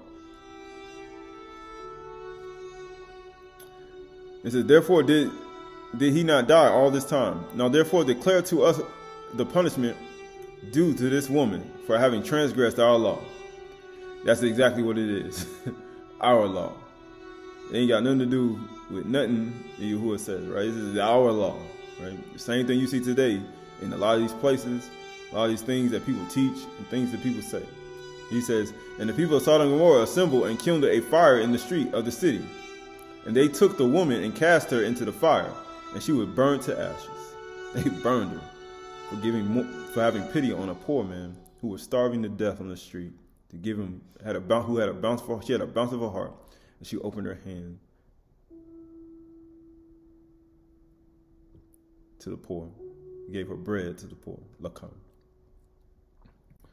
Sirach 29:9. Help the poor for the commandment's sake, and turn him not away because of his poverty.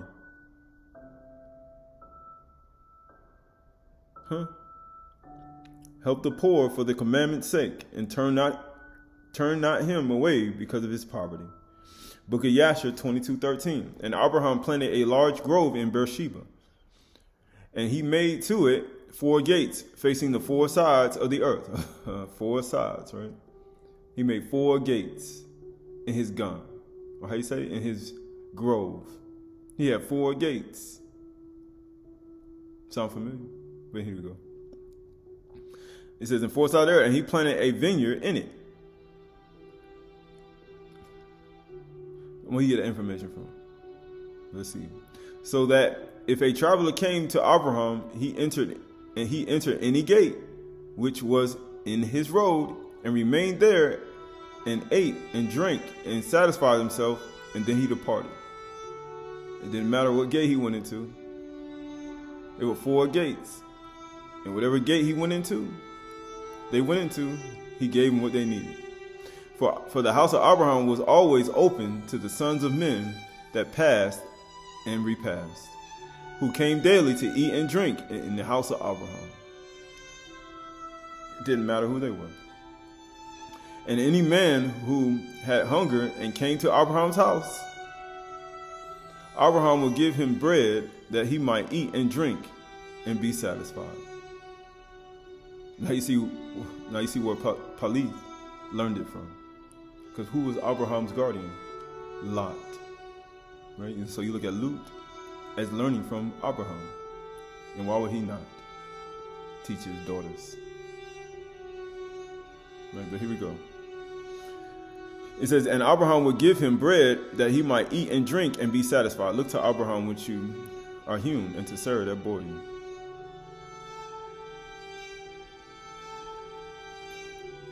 It says, and anyone that came naked to his house, he would clothe with garments, and he might choose and give him silver and gold, and make known to him Yahuwah, who created him in the earth. This did Abraham all his life.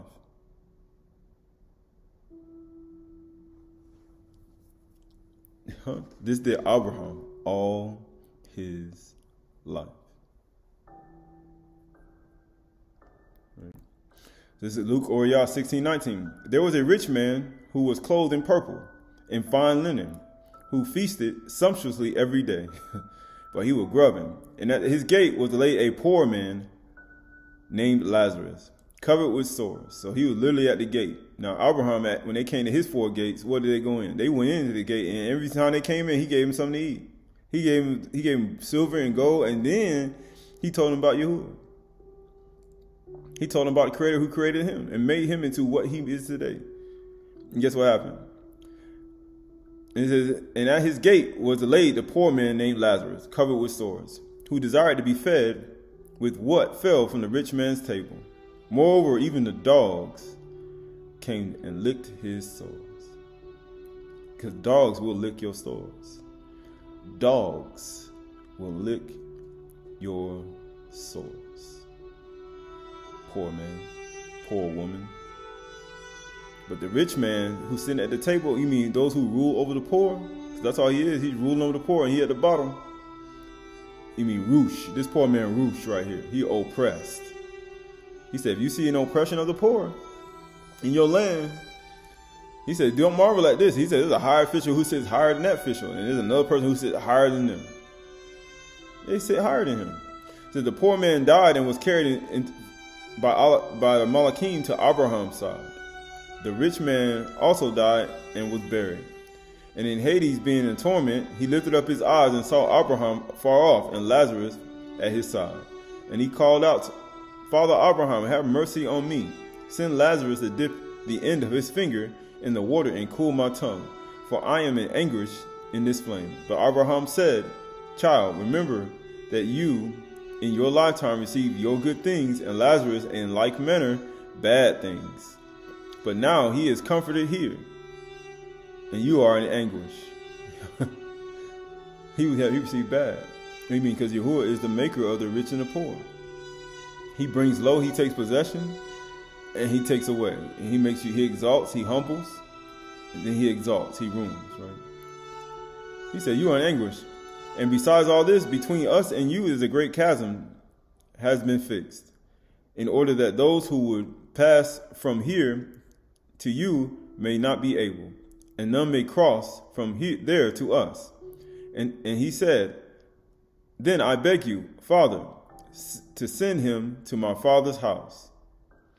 For I have 5 brothers, so that he may warn them, lest they also come to this place of torment. Which means he got 5 other rich brothers. And they rich too. They got a bunch of money too. And guess what? He ain't give that poor man any money when he came to his gate. But when he came to Abraham's gate, he gave him, Abraham gave him silver, gold, anything they needed, clothed them naked. And he told them about the Yahuwah who made him. And guess what happened? When the poor man died, he went right where Abraham was. Because that's what Abraham did with his whole life. He did that his whole life. But then you see this rich man calling out to him in another world, another dimension, in another place, right? And he said to him, he says, for I have 5 brothers, so that he may warn them, lest they also come into this place of torment. But Abraham said, they have Matsah and the Nabi'im. Let them hear them. And he said, no, Father Abraham, but if someone goes to them from the dead, they will repent. He said to him, if they do not hear Matsah or Shemiah and the Nabi'im, neither will they be convinced if someone should rise from the dead. Right, so you look at all the things that Abraham did for the poor person, he did that his whole life. So you look at this person, he had opportunity to do what Abraham did, but he didn't. And then now you see him and Abraham having a conversation. Had he done what Abraham did his whole life, and he took heed to, look into Abraham, which you are hewn, and Sarah that bore you. You look at Palith. You look at all these people who gave bread to the poor, who have a bountiful heart, who open their hands wide. Get bountiful heart, open their hands to the lakam, to the poor. He would not have ended up in that place. You let the animals lick your sores. You could have just gave them food and bread, but you didn't.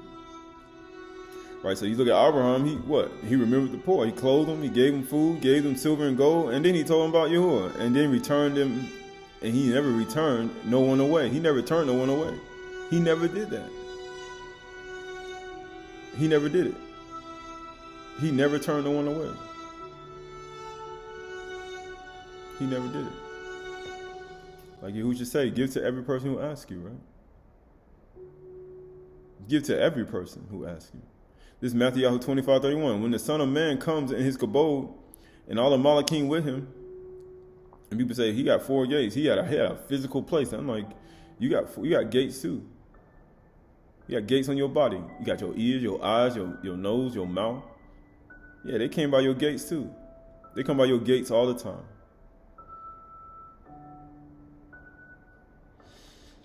Matthew 25:31. When the Son of Man comes in his kabod and all his Malachim with him, then he will sit on his kabod throne. Before him will be gathered all nations, goyim, and he will separate people one from another, as a shepherd separates sheep from the goat. And he will place the sheep on his right and the goats on his left. So a wise man inclines himself to the right, a fool to the left. Then the king will say to those on the right, come, you who are Barak of my father. Inherit the Malkuth, the kingdom prepared for you from the foundation of the world. For I was hungry, and you gave me food. You like Abraham. I was thirsty, and you gave me drink, like Abraham. And I was a stranger, and you welcomed me, like Abraham. I was naked, and you clothed me, like Abraham. I was sick, and you visited me, like Abraham. I was in prison, and you came to me. Then the righteous will answer him, saying, Adon, when did we see you hungry and feed you, and thirsty and give you drink? And when did we see you a stranger and welcome you, or naked and clothe you? And when did we see you sick or in prison and visit you? And the king will answer them, truly I say to you, as you did it to one of the least of these, my brothers, you did it to me.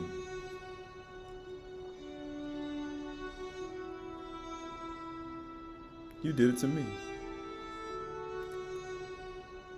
Then he will say to those on the left, depart from me, you cursed, into eternal fire, prepared for the devil, Satan, and his Malachim. For I was hungry, and you gave me no food.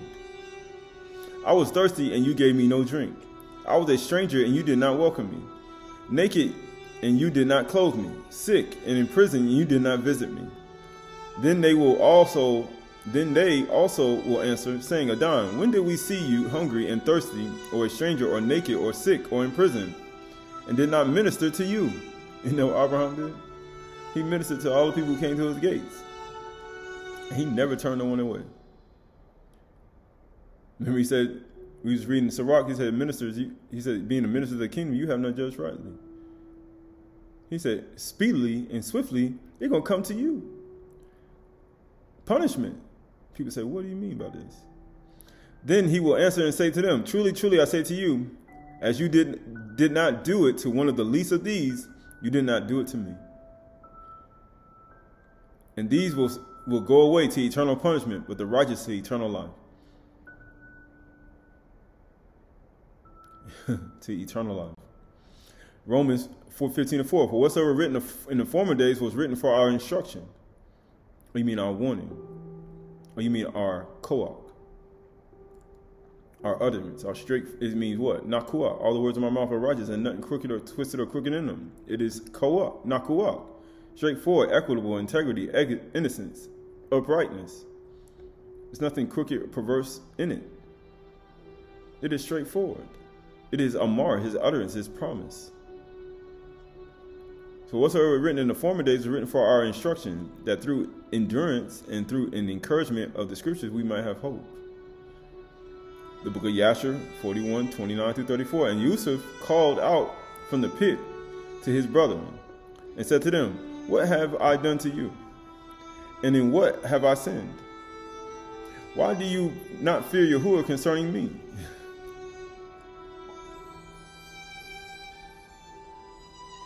Despise not Yahuwah's discipline. He who hides his back from the whip, or he say the discipline of Yahuwah is what? Is not purified. He says, am I not your bone and flesh? And is not Jacob your father, my father? Why do you do this thing unto me this day? And how will you be able to look up to our father Jacob? And he continued to cry out. He did what? He continued to cry out. The eyes of Yahuwah upon the righteous, and the ears are open to their cry. And called to his brethren from the pit. And he said, O Yehuda, Simeon, Shamuan, Louis, my brethren, lift me up from this place of darkness in which you have placed me. And come this day to have compassion on me, ye children of Yahuwah, the son of Yaakov, my father. They wouldn't even have pity. Palith was, how you say, more righteous than them. And if I have sinned unto you, are you not the sons of Abraham, Yitzhak, and Yaakov? If they saw an orphan, they had compassion over him. Or one that was hungry, they gave him bread to eat. Isn't that what Abraham did? Isn't that what the rich man clothed in purple called him? He called Father Abraham. He called him that, right? Didn't he say that? He said, or one is thirsty, they gave him water to drink. They gave him water to drink. Or if one was naked, they covered him with garments. You remember how Yahushua was with the cat and Nazarene we talked about?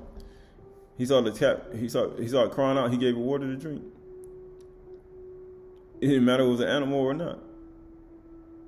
A human being.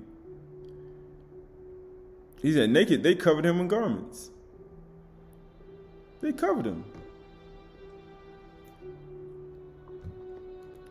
It says, and how then will you behold your pity?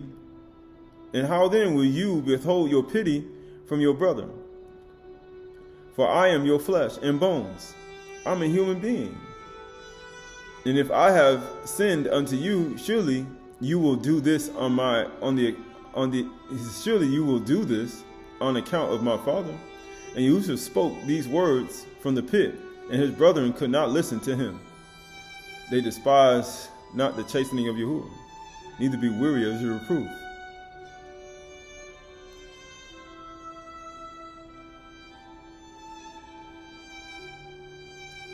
They said, nor incline their ears to the words of Yusuf. And Yusuf was crying and weeping in the pit. And Yusuf said, oh, that my father knew this day the act which my brothers have done unto me, and the words which they have this day spoken unto me. And all his brethren heard his cries and his weeping in the pit, and they had no pity whatsoever. And his brethren went and removed themselves from the pit, so that they might not hear the cries of Yusuf and the weeping in the pit. He says, Simcha is a person whom Yahuwah remembers and what? With rebuke and chastisement. Why? Because he's trying to get them to remember. He's trying to get them to remember. But guess what? They had no pity. Not like Pali. She had pity on the poor man. And he was on the point of death. But not them. They heard the cries of Yusuf and they ain't do absolutely nothing. They left him in the pit. And he even told them, your fathers didn't even do this. When they saw an orphan, they had compassion. When they saw somebody hungry, they gave him something to drink. When they saw him naked, they clothed him. And guess what? Yahushua just said, he said, when did we see you and we didn't clothe you and you were naked? He said, you done it to the least of them, you done it to me. So you look at Yusuf's brothers in this situation. They're on their way to eternal punishment. Eternal punishment. Unlike Pali, she's on to eternal life. These men are on the eternal punishment. Yes. Yeah, they're on the eternal punishment. But you see these things, right? But all these are all aspects of having a bountiful heart and not being oppressor or oppression of the poor, right? But these are all aspects. This is Ukanah 8:39 through 44. They answer him, Abraham is our father. Wasn't the rich man Abraham's father, right? Who had the clothing purple, and dogs can't lick the poor man's swords, but Abraham didn't do that. He clothed the naked, gave bread to the eater, gave him silver and gold, and then he told him about the Yahuwah. He said, Abraham is our father. Yahushua said to them, if you were Abraham's children, you would be doing the works Abraham did. What did Abraham do? You see all the things Abraham did? But now you seek to kill me, a man who has told you the truth that I heard from Elohim. This is not what Abraham did. Isn't that what Yusuf said to his brothers in the pit? He said, why are you hiding your ears from have no pity on your brother? You see me in this ditch. You see me in this pit. He said, when Abraham, aren't you the children of Abraham, you sacking your coat? When they saw an orphan or a stranger or orphan, they brought them in. They clothed them. They were naked. They gave food. They were hungry. They gave them food. But not you. He said, you are doing the works your father did. They said to him, if we were not born in sexual morality, we have one father, even Yahuwah. Yahusha said to them, if Elohim were your father, you would love me. Just like the brothers of Yaakov, they would love Yusuf that they threw in the pit. They would love that poor person like police love. He said, you will love me, for I came from Elohim, and I am here. I came not on my own accord, but he sent me. We just read it. Essentially, yes, you are. He sent him there. Why do you not understand what I say? It is because you cannot bear to hear my word. Isn't that what Yusuf's brothers did? They couldn't bear to hear his words when he was reproving them with things that he told them the truth. You are of your father, Satan, the devil, and your will is to do your father's desire. That's what the 12 tribes, or he said Yusuf's brothers, the 11 tribes were doing. They are their father, Satan. They are their father, Satan. And they were on their way to eternal punishment. But Yusuf said, as for you, you thought evil against me, but Yahuwah meant it for my good, to save much people alive. They were on their way to eternal punishment. Had not Yusuf forgave them,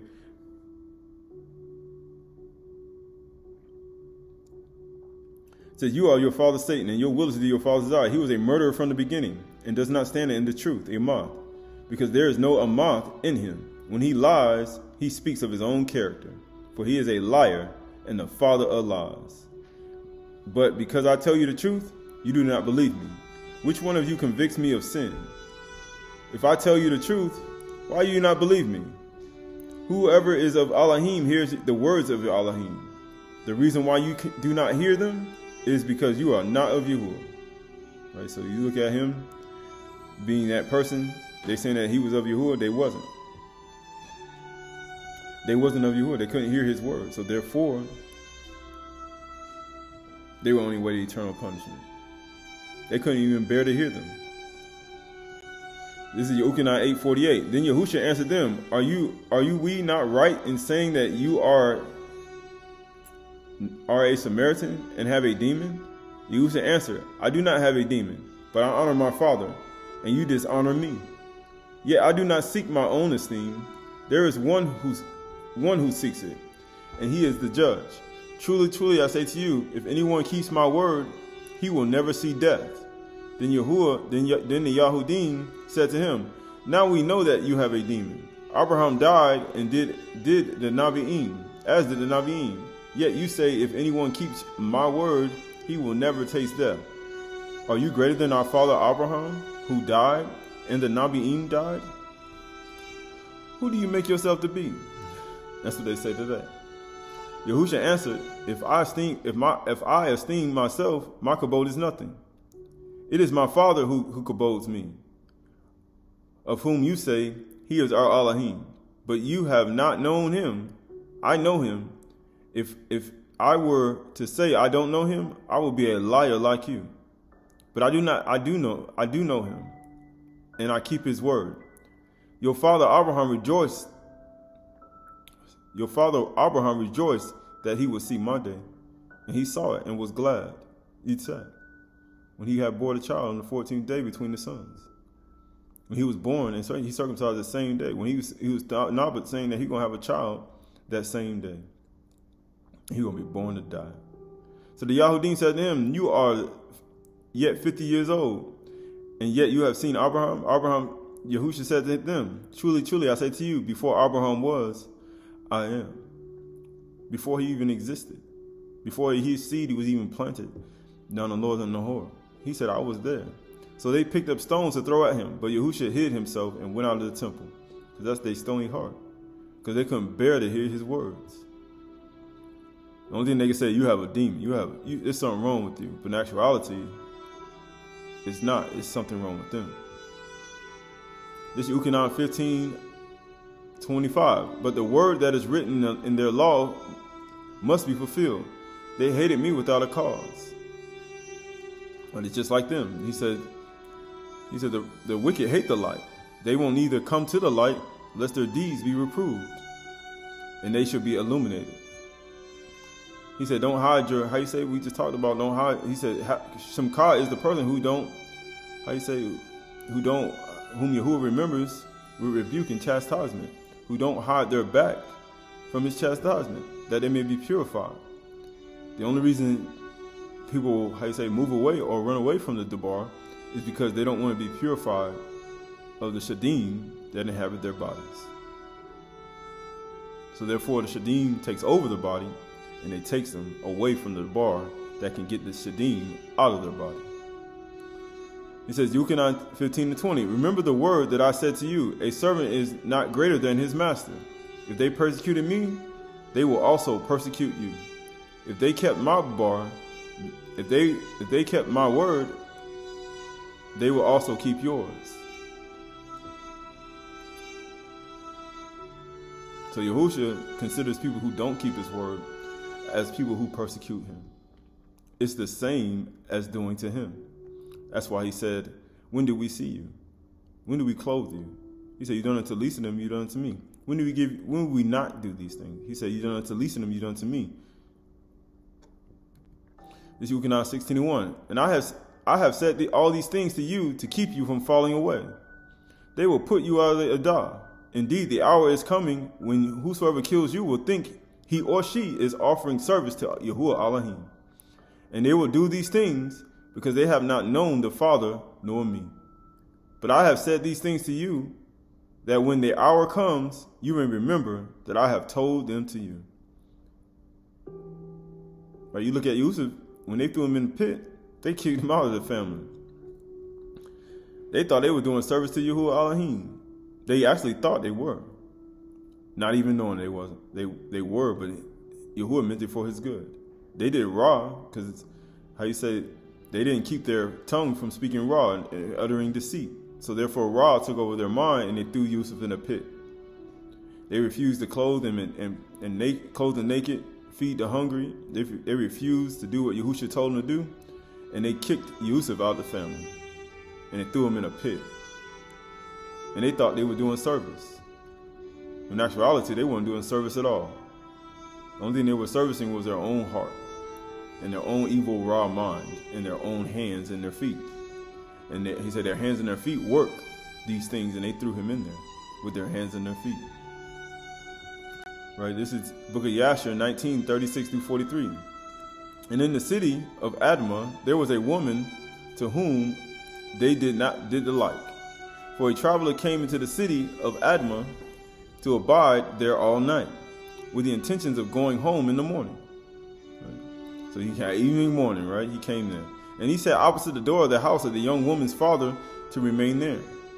As the sun had set, when he had reached that place, and the young woman saw him sitting by the door of the house, he asked her for a drink of water, and she said to him, "Who art thou?" And he said to her, "I was this day going on the road and reached here when the sun set, so I will abide here all night. In the morning I will arise early and continue on my journey." And the young woman went into the house and fetched the man bread and water to eat and drink. Barak is the man or woman who has a bountiful heart, who opens his hand to give to the poor, to give lakam to the poor. And after this affair became known to the people of Admah, and they assembled and brought the young woman before the judges, that they should judge her for this act, because it was a law saying that they could not give money or give bread and water and drink to, this is still Sodom and Gomorrah. They couldn't give bread and water and drink to people who just come through the city. They couldn't serve. They're not allowed to be servants. And this affair became known to the people of Abma, and they assembled and brought the young woman before the judges, and they that they should judge her for this act. And the judge said, the judgment of death must pass upon this woman because she transgressed our law by being a servant, by giving bread, by having a bountiful heart and giving bread and water and being a servant, and giving drink. She said, he transgressed our law. Right? It says, and this therefore is the decision concerning her. And the people of those cities assembled and brought out the young woman and anointed her with honey from her head to her foot, as the judge had decreed, and they placed her before a swarm of bees which were in their hives, and the bees flew upon her and stung her, that her whole body swelled. And the young woman cried out on the account of the bees. She cried out, just like Yusuf in the pit. He cried out many times to his brother, get him out of the pit. And the woman cried out on the account of the bees, but no one took notice of her or pitied her. Same thing they did Yusuf in the pit. He's my brother, and they had compassion on the stranger. When they saw a person naked, they clothed him. When they saw a person hungry, they gave him drink. When they saw somebody who needed something, they gave it to him. But not, you have pity on me. Qahalath had pity on the poor man, and they put her to death and burned her to ashes. All the works of Satan, the children of Satan. Like I said, people who follow his teaching. But it says, and the young woman cried out on the account of the bees, and no one took notice or pitied her. And her cries ascended to Shamayim, to the highest Shamayim. And Yahuwah was provoked at this and all the works of the cities of Sodom. Right? It's only how far you can go. For they had abundance of food and had tranquility among them, and still would not sustain the poor and the needy. You got tranquility, you got peace, you got all these things, you got abundance of food, but yet you don't have no pity on the poor. You got all these things and you got no pity. Sustain the poor and needy. And it says, and in those days their evil doings and sins became great before Yahuwah. Great. And Yahuwah sent forth 2 of his Malachim that had come to Abraham's house. Because you know Abraham, anybody who came by his gates, he welcomed right in. He give bread, he give food, he even tell them about Yahuwah who made him. Matter of fact, he gave him silver and gold too. All at the same time. And the Malachim, guess what the house they go to? They came to Abraham's house. They came to his house to destroy Sodom and its cities. They came to his house. Because he had abundance of everything. Yahuwah made him rich and wealthy. And guess what? He did it all his life. Anybody who came by his gates, he gave them everything they needed. Whether poor, rich, it didn't matter who the man was. It didn't even matter. He always had his doors open. He always gave them what they needed. But not Sodom and Gomorrah. Matthew 26:6. Now when Yahusha was in Bethany in the house of Simon the leper, a woman came up to him with an alabaster flask and a very expensive ointment, and she poured it on his head as he reclined at the table. And when the disciples saw it, they were indignant, saying, why is this waste? For this could have been sold for a large sum and given to the poor. There's nothing wrong with that, right? And given to the poor.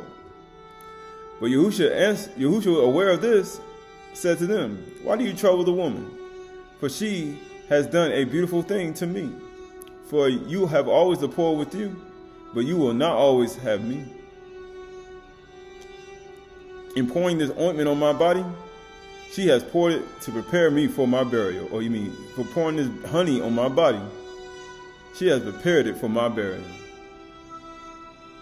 Because they poured that honey on her head after she pitied the poor or transgressed the law to be a servant and help those who just traveling through and helping the poor and the needy who need food and water, who need bread and water.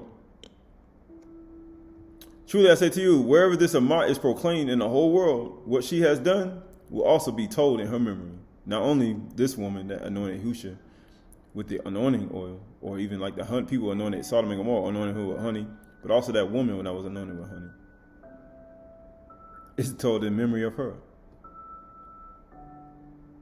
for helping the poor and the needy. Right? This Matthew 18:20. Now when Husha saw the crowd around him, he gave orders to go over to the other side.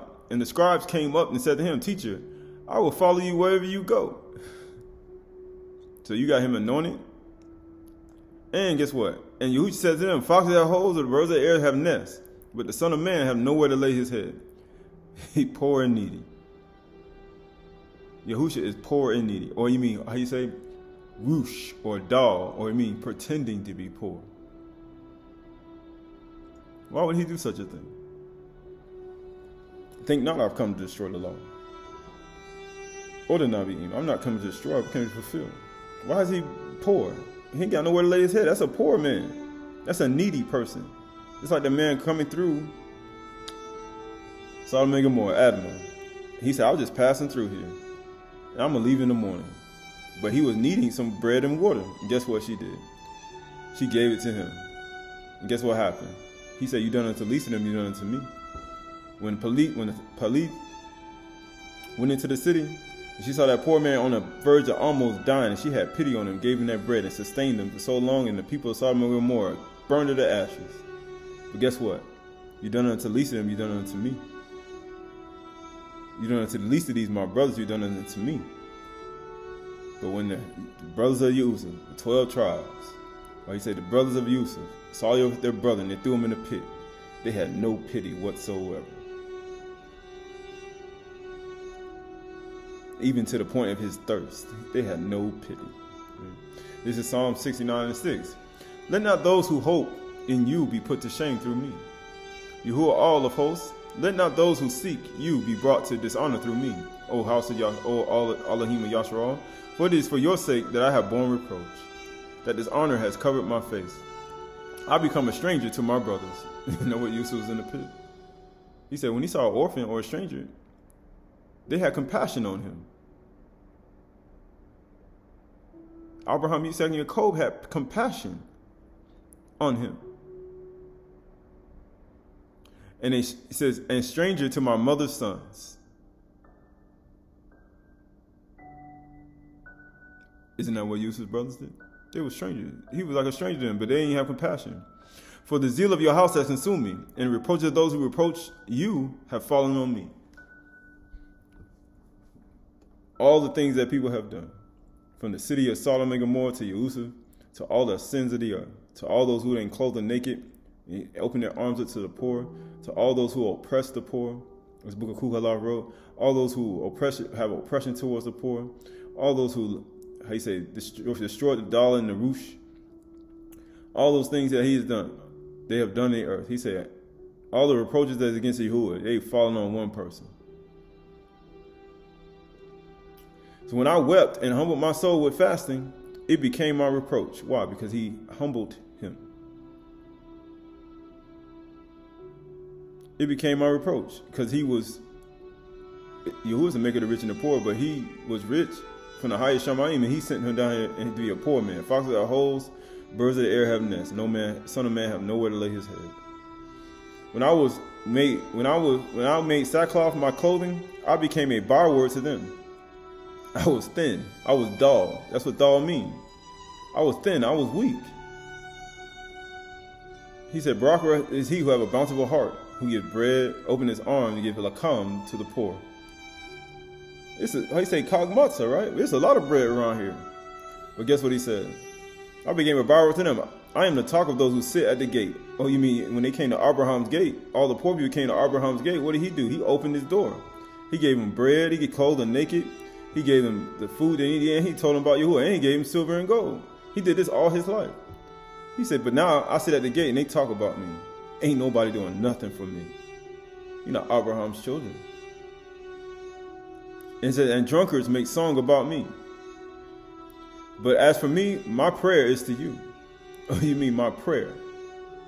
My palau. You mean great are the works of Yahuwah. Study, follow, practice. My prayer is to you, Yahuwah. At an acceptable time, O all Yahuwah, in the abundance of your steadfast love, answer me in your saving faithfulness. Deliver me from sinking in the mirror. Let me be delivered from my enemies and from the deep waters. Let not the flood sweep over me, and the deep swallow me up, or the pit close its mouth over me. My brothers. He said, why y'all gonna watch me in this pit? Aren't you the sons of Abraham, Isaac, and Jacob? Aren't you sons of Abraham? We have Abraham to our father. He said, Abraham was glad to see my day. Oh, you mean laughing? 100 years old, 90 years old? Who ever thought this? According to your abundant mercy, hide not your face from your servant, for I am in distress. Make haste to answer me. Draw near to my soul. Redeem me, ransom me because of my enemies. You know my reproach, and my shame and my dishonor. My foes are all known to you. You see them? Reproaches have broken my heart, for I am in despair. I looked for pity, and I found none. The woman of Admah, Palith, Yusuf, the poor and the needy, oppression of the poor. He said, I look for pity. I ain't found not one person. Not in Sodom and Gomorrah. Not even in the how you say, not even amongst my brother. Not even amongst my mother's sons and their families. Because there were 12 families, 12 sons, 12 families, 12 families, and children's children from each tribe, like he says. And there was none. And for comforters, and I found none. Even as a woman with the honeybees on her. He was looking for a comforter, somebody to take pity, and they found nobody who pitied her in Sodom and Gomorrah. So you look at Yusuf's brothers like people of Sodom and Gomorrah. Even today, y'all made like Sodom and you made like Gomorrah. It says they gave me poison for my food. You're supposed to give food to he said, Abraham came to Abraham's gate, he gave him food. When they were hungry, he gave them food. When they were thirsty, they gave him water to drink. When they were naked, they clothed him. He clothed them. They need silver and gold. And then he told them about Yahuwah and who made him. But guess what they did? They gave me poison for my food, and for my thirst, they gave me sour wine to drink. Men and women of Sodom and Gomorrah. Yahuda, Yashral, and the Goyim. From Rome all the way down to the elders and the rulers and the teachers and the priests and everybody are like Sodom and Gomorrah. But he said, reproaches have broken my heart. They laid on me all the sin. They laid on me all the sin. So this is Qahalath 9:3. It says, I have also seen this example of wisdom under the sun, and it seemed great to me. There was a little city with few men in it, and a great king, Malak, came against it and besieged it, building great siege works against it. But there was found in it a poor, wise man. And he, by his wisdom, delivered the city. He delivered the city. Yet no one remembered the poor man. They didn't even remember the guy. Foxes have holes, birds of the air have nests, but the Son of Man have nowhere to lay his head. They don't even remember the guy. They don't even remember. Oh, you mean remember? Zikrum, remember. They already forgot. They already forgot about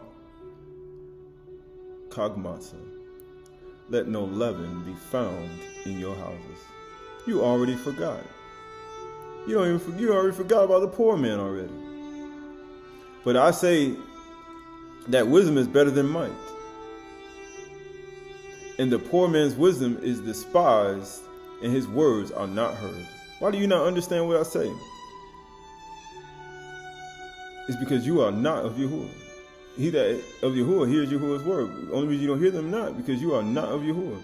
He said, you are of your father Satan. But the poor man's wisdom is despised. Foxes have holes, the birds of the air have nests. No man, son of man, have nowhere to lay his hand. When do we give you something to eat? When do we clothe you? When do we do these things? He said, "You done unto the least of them, you done unto me." And the wicked say, when did we see you? Well, we don't even know. When you did not do it, you didn't do it to me. Here's your reward, eternal punishment. He said, "They were not even heard. The words of the wise are heard in quiet, are better than the shouting of a ruler among fools. Wisdom is better than weapons of war, but one sinner destroys much good."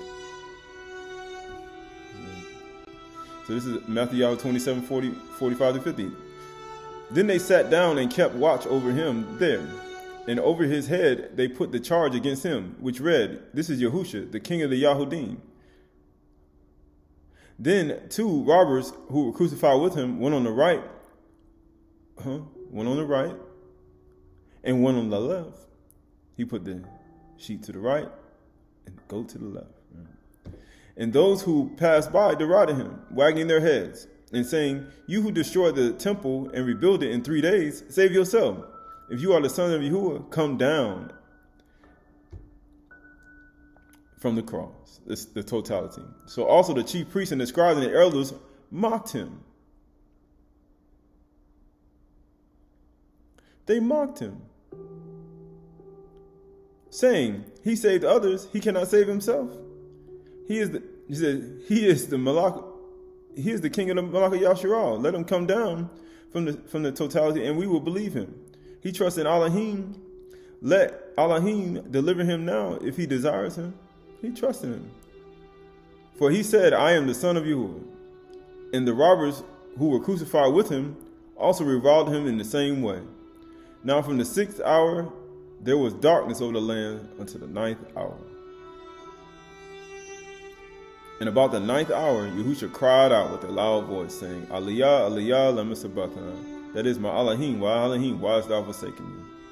That's exactly what Yahusha did in the ditch.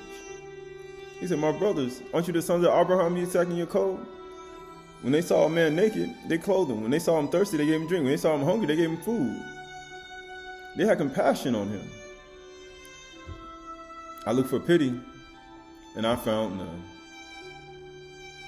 I looked for none. And guess what? It says, and some of the bystanders hearing it, "This man is calling for Aliyah." And one of them ran and took a sponge and filled it with sour wine and put it on a reed and gave it to him to drink. But the other said, "Wait, let us see whether Aliyah will come and save him." They put it sour wine. You mean kamats.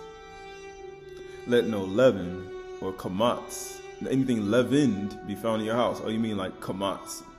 So you know what they did with that leaven that was supposed to be in their house? That wasn't supposed to be in their house. And, on the first day they're supposed to get rid of the kamats out of their house. You know what they did with that leaven? That kamats. You know what they did? Was they supposed to throw away? You know what they did? They put that sour wine. You know what they put that sour at? They put it in the wine and they gave it to Yahusha to drink. They gave it to him like he was the trash can. And they put it and gave it to him. The poor man. Foxes have holes, the bird of the air has nests. But the Son of Man have nowhere to lay his head. And you know what that is? They didn't give him water to drink. They had Yaakov's wells and everybody around. They had all that stuff around, but they gave him sour wine. They gave him the kamats.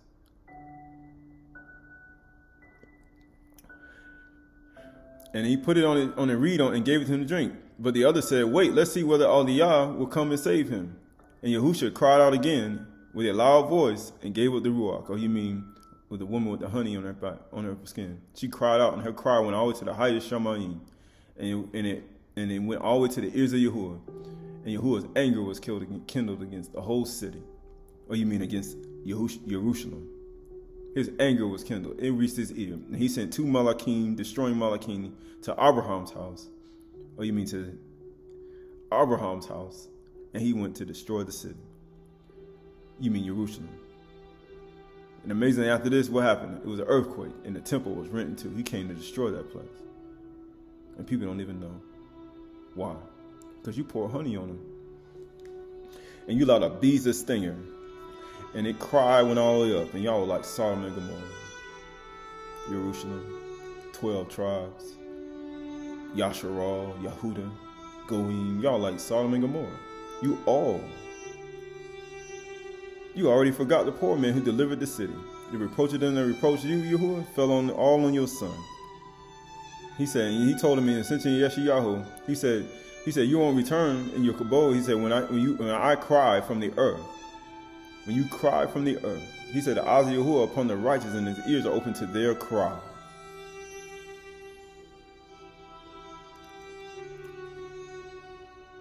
That's why when a woman cried out, he heard it. Tahalim, Psalms 34:4. The poor man cried, and Yahuwah heard him. That woman cried, and Yahuwah heard her. Yusuf cried, and Yahuwah heard him. That's why he got them other people to get him out of the ditch. He heard him. Yahuwah not going to leave you there. His ears are open to your cry.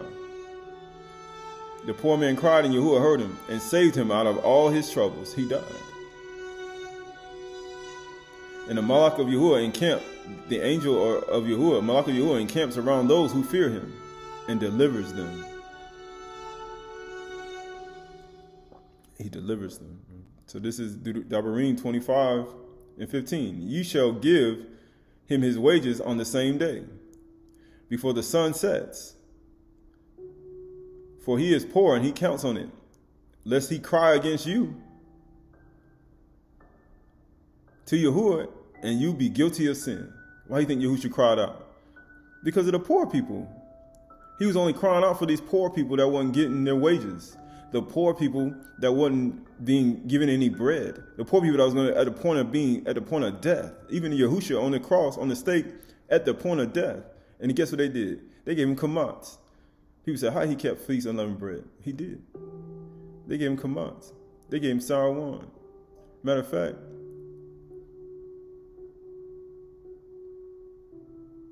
they even stripped him. They beat him. They did everything. They gave him bitter herbs, sour wine. They gave him everything you need. They gave it all to him. They gave him maror, bitter herbs. They did it all. All in the same day.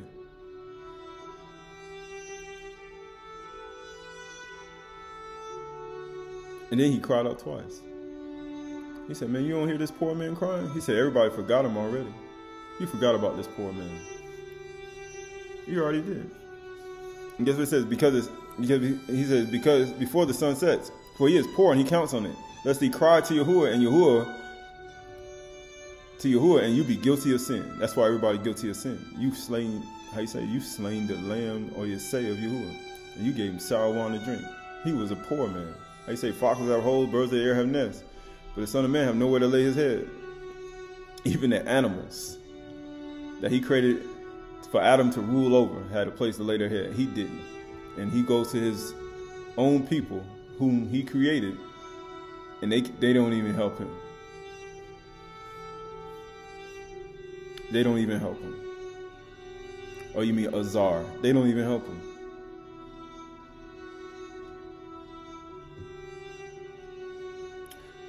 Sirach 21:5. A prayer out of the poor man's mouth reaches to the ears of Yahuwah, and his judgment cometh speedily. It cometh speedily out of a poor. When it comes out, a prayer comes out of a poor man's mouth. It reaches the ears of Yahuwah, and the judgment cometh speedily. You want to see how fast somebody can judge? Cry to Yahuwah when you're poor, against the oppression that's been given to you. Because, you know, there's an official that sits higher than that official, and one who sits higher in the highest Shamaim, as we read in Qahalath. It said it comes speedily. Why do you think it hasn't? You look at it today. When did Yahushua cry out? He cried out almost 2,000 years ago. And granted, Jerusalem got its judgment, but the earth hasn't. But why hasn't the earth and any of things got it? The judgment should have already came speedily. It's because Yahuwah is showing, how you say, compassion to us when we didn't show compassion to his son. We show none. This is Mashali Proverbs 17:5. Whosoever mocks the poor insults his maker. And who is glad at calamity will not go unpunished. You glad at a poor man? You insulting the poor man? You want to help the poor? The dog, the one who's weak, who hungry? He was starving.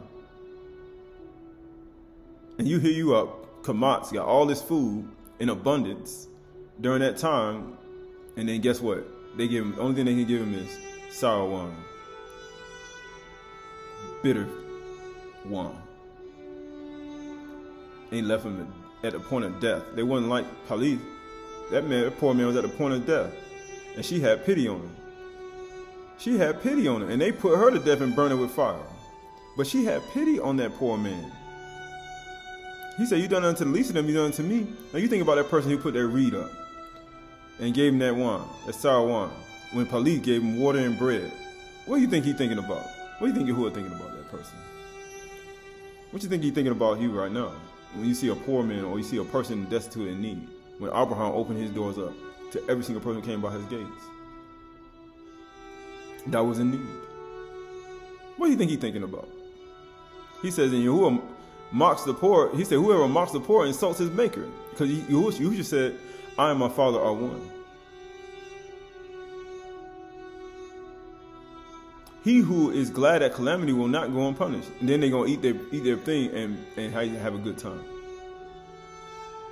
Matthew 17:41-43. So also the chief priests and the scribes and the elders mocked him. You insulting the poor. Foxes have a hole, birds of the air have nests, son of man have nowhere to lay his head. When they came and got Yusha, he got him out of a garden. He was sleeping. He was out there bowing his head in the dirt. He said, so also the chief priests and the scribes and the elders mocked him, saying, he saved others, he cannot save himself. He beat a Malach of Yahshua, let him come down from the cross. They were mocking him. He trusts in Elohim, let him deliver him now if he desires him, for he said, I'm the son of Yahuwah, Elohim. That's the same thing they do to you.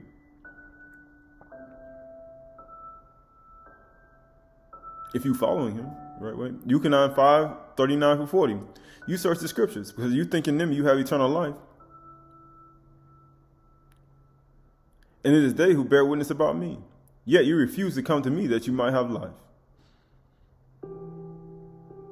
Come unto me, all that are heavy and burdened, heavy laden, I'll give you rest.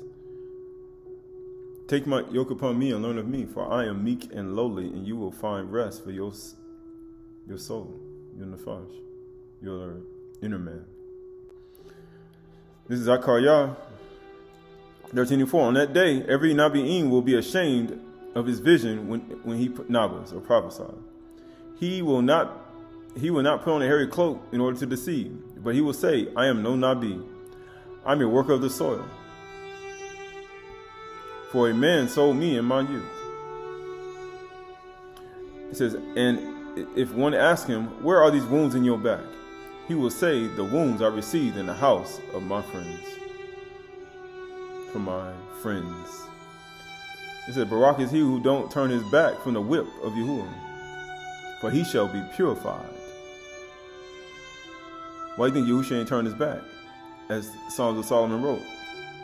He says, Simcha is the person, the man, whom Yahuwah remembers with rebuke and chastisement, who don't turn his back.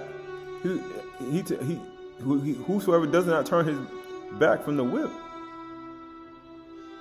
He was whipped by Yahuwah for our transgressions and bruised from our iniquities.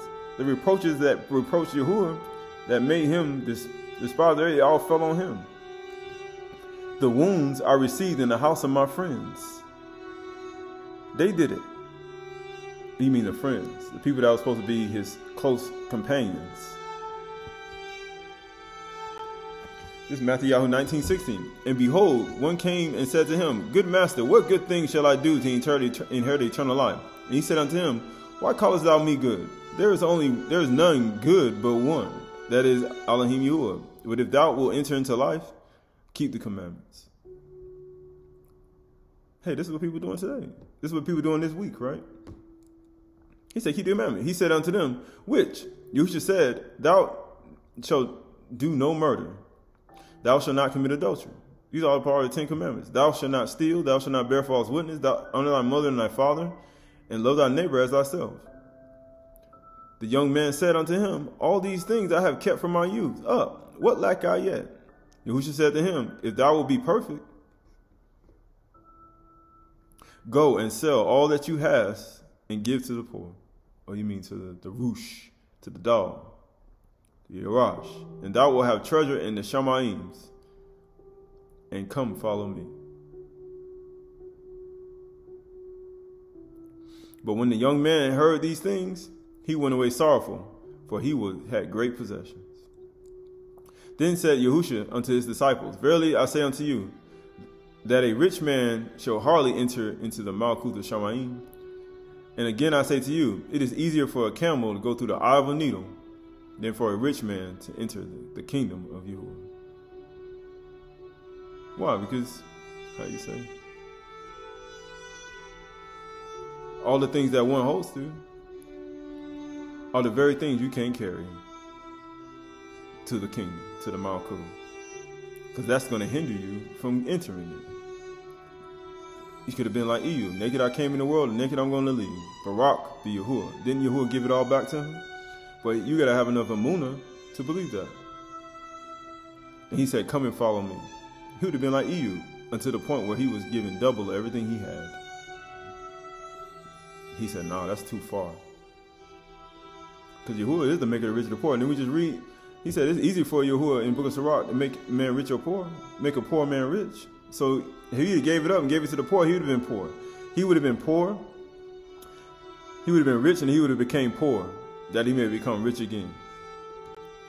2 Corinthians 8:9, for ye know the kind of Yahushua, Mashiach, that though he was rich, yet for your sakes he became poor. So that's why he was telling him to sell all you have and give to the poor.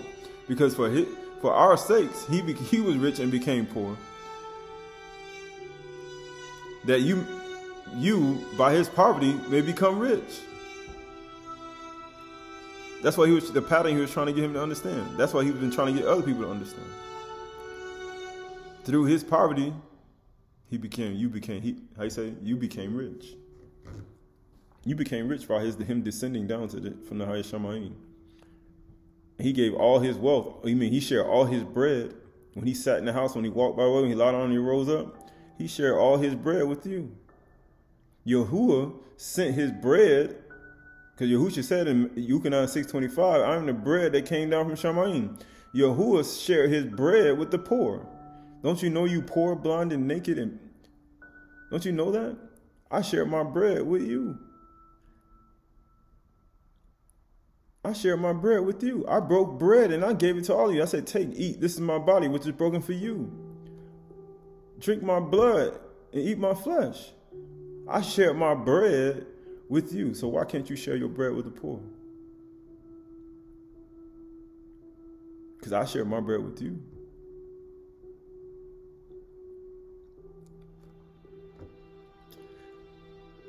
Sirach 18:25. When thou hast enough, remember the time of hunger. You will be like Sodom and Gomorrah. They had enough and they didn't remember the time of hunger. They didn't even help the poor man. They didn't help the man in need. They punished people. They burned people to the stake. They killed them. Because of what? Because they weren't thinking on hunger. They weren't thinking on the hungry. And when thou art rich, when you are rich, think upon poverty and need. Think upon poverty and need. Think about those who are in poverty and in need, like Yahushua Mashiach, like Yahuwah did, like the women in Sodom and Gomorrah did. Don't be like Yaakov's brothers. Don't be like the men of Sodom and Gomorrah. Be like Abraham. Abraham was rich. He went through many trials. He got many things. And then he thought upon the poor, the poverty, the people in poverty and need. He thought about them. We have abundance. Right? You say, when you came out of Mizraim, they came out with gold, silver. Amazing, they got gold and silver when they came out. They have food. They have all these things. But now he says, you have enough now. So now think on poverty and need. People say, why he punished the people for eating quail? It would come out of their nose. Because they had enough. He's like, man, you ain't even thinking about. You see how your appetites can fool you? You thinking that you're supposed to eat flesh from the beginning. That's not what you're supposed to be eating. You go all the way back and you know it. But he said, think about poverty and need.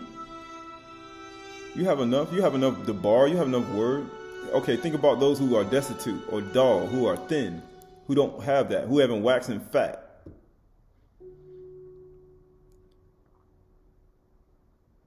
Think about that.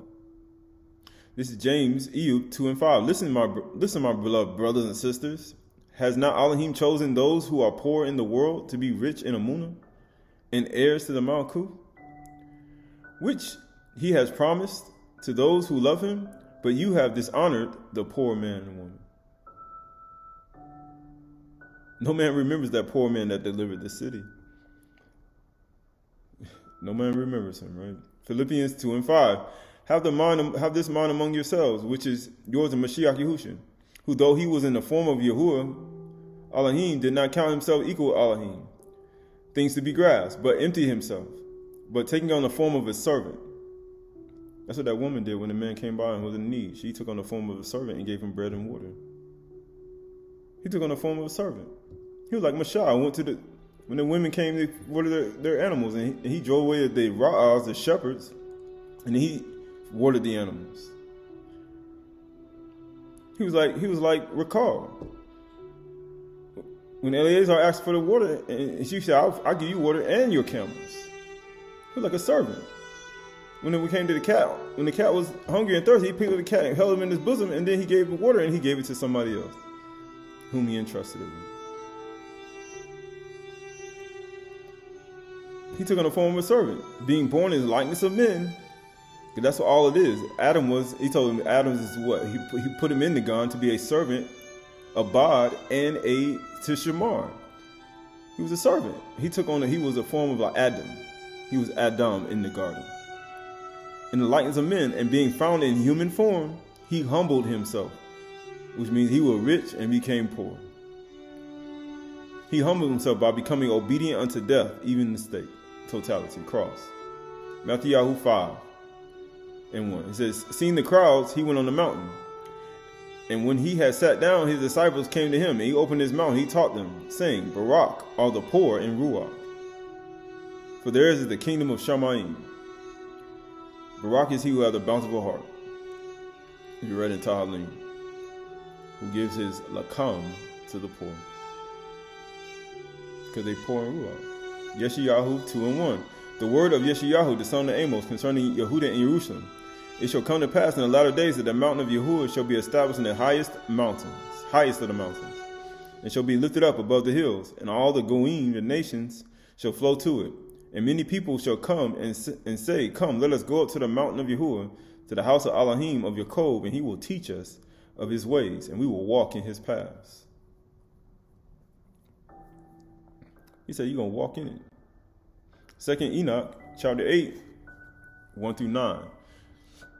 It says, and those men took me from there and led me to the third Shamayim and placed me there. And I looked down and saw what this place produces, and that it was so good that such as never had been known. This place, O Kanuk, is prepared for the righteous, who endure all manner of offense from those that exasperate their souls, who avert their eyes from iniquity and make righteous judgments, and gives bread to the hungry, and covering the naked with clothing, and raise up the fallen, and help injured orphans who walk without fault before the face of Yahuwah, and serve him alone. And for them is prepared the place of eternal inheritance. You done unto least of them, you done unto me. Enter into Simcha, into eternal life. Because that's what Abraham did all his life. That's what he did. 2 Enoch 51:2. It says, stretch out your hands to the poor according to your strength. Do not hide your silver in the earth. Abraham didn't do that. He gave him silver and gold. Matter of fact, he gave him food, clothed him, and he opened the gates. And he said he never turned away nobody. And he told him about Yahuwah, who made him. All at the same time.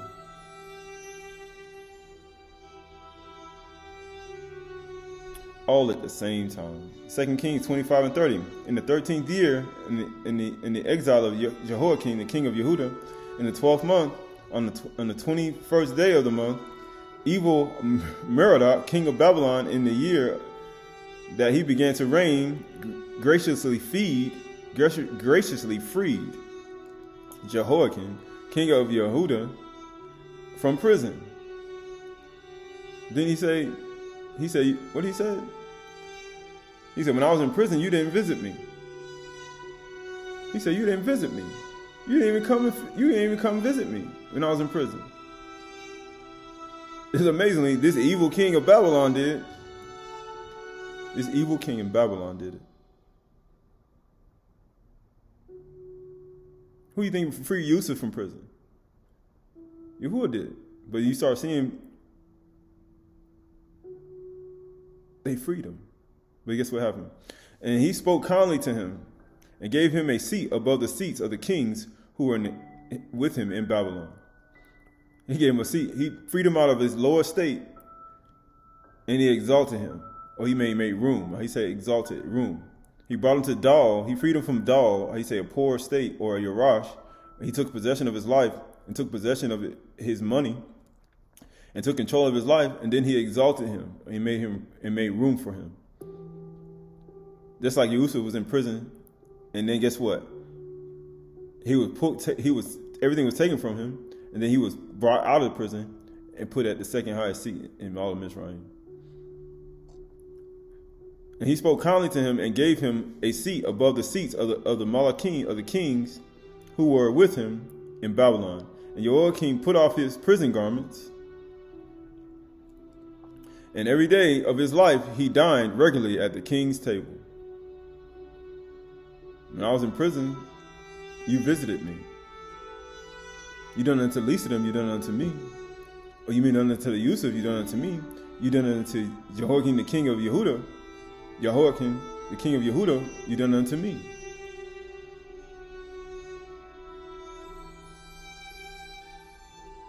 And for his allowance, a regular allowance was given to him by the Malach, the king, according to his daily needs, as long as he lived.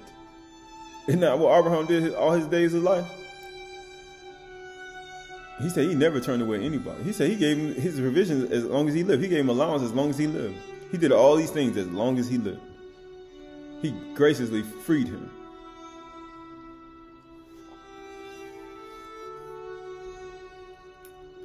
This is the book of Yasher, 76:12 through 13. Well, 76:12 through 23. So Matsah, Shemaiah went forth from the land of Cush and went home and ceased to reign over Cush.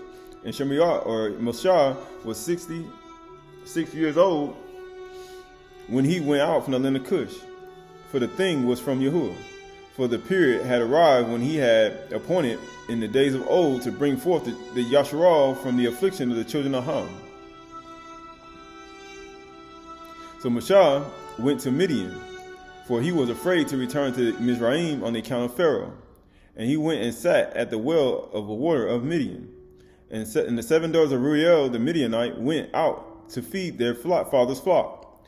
And they came to the well and drew water and watered the father's flock. So the shepherds of Midian came and drove them away. And Matsah rose up and helped them and watered the flock. And they came home to their father Ruel and told him what Matsah had did for them. And they said, an Egyptian man has delivered us from the hand of the shepherds. He drew up the water for us and watered the flock. And Ruel said to the daughters, where is he? Wherefore have you left the man? And Ruel sent for him and fetched him and brought him home. And he ate bread.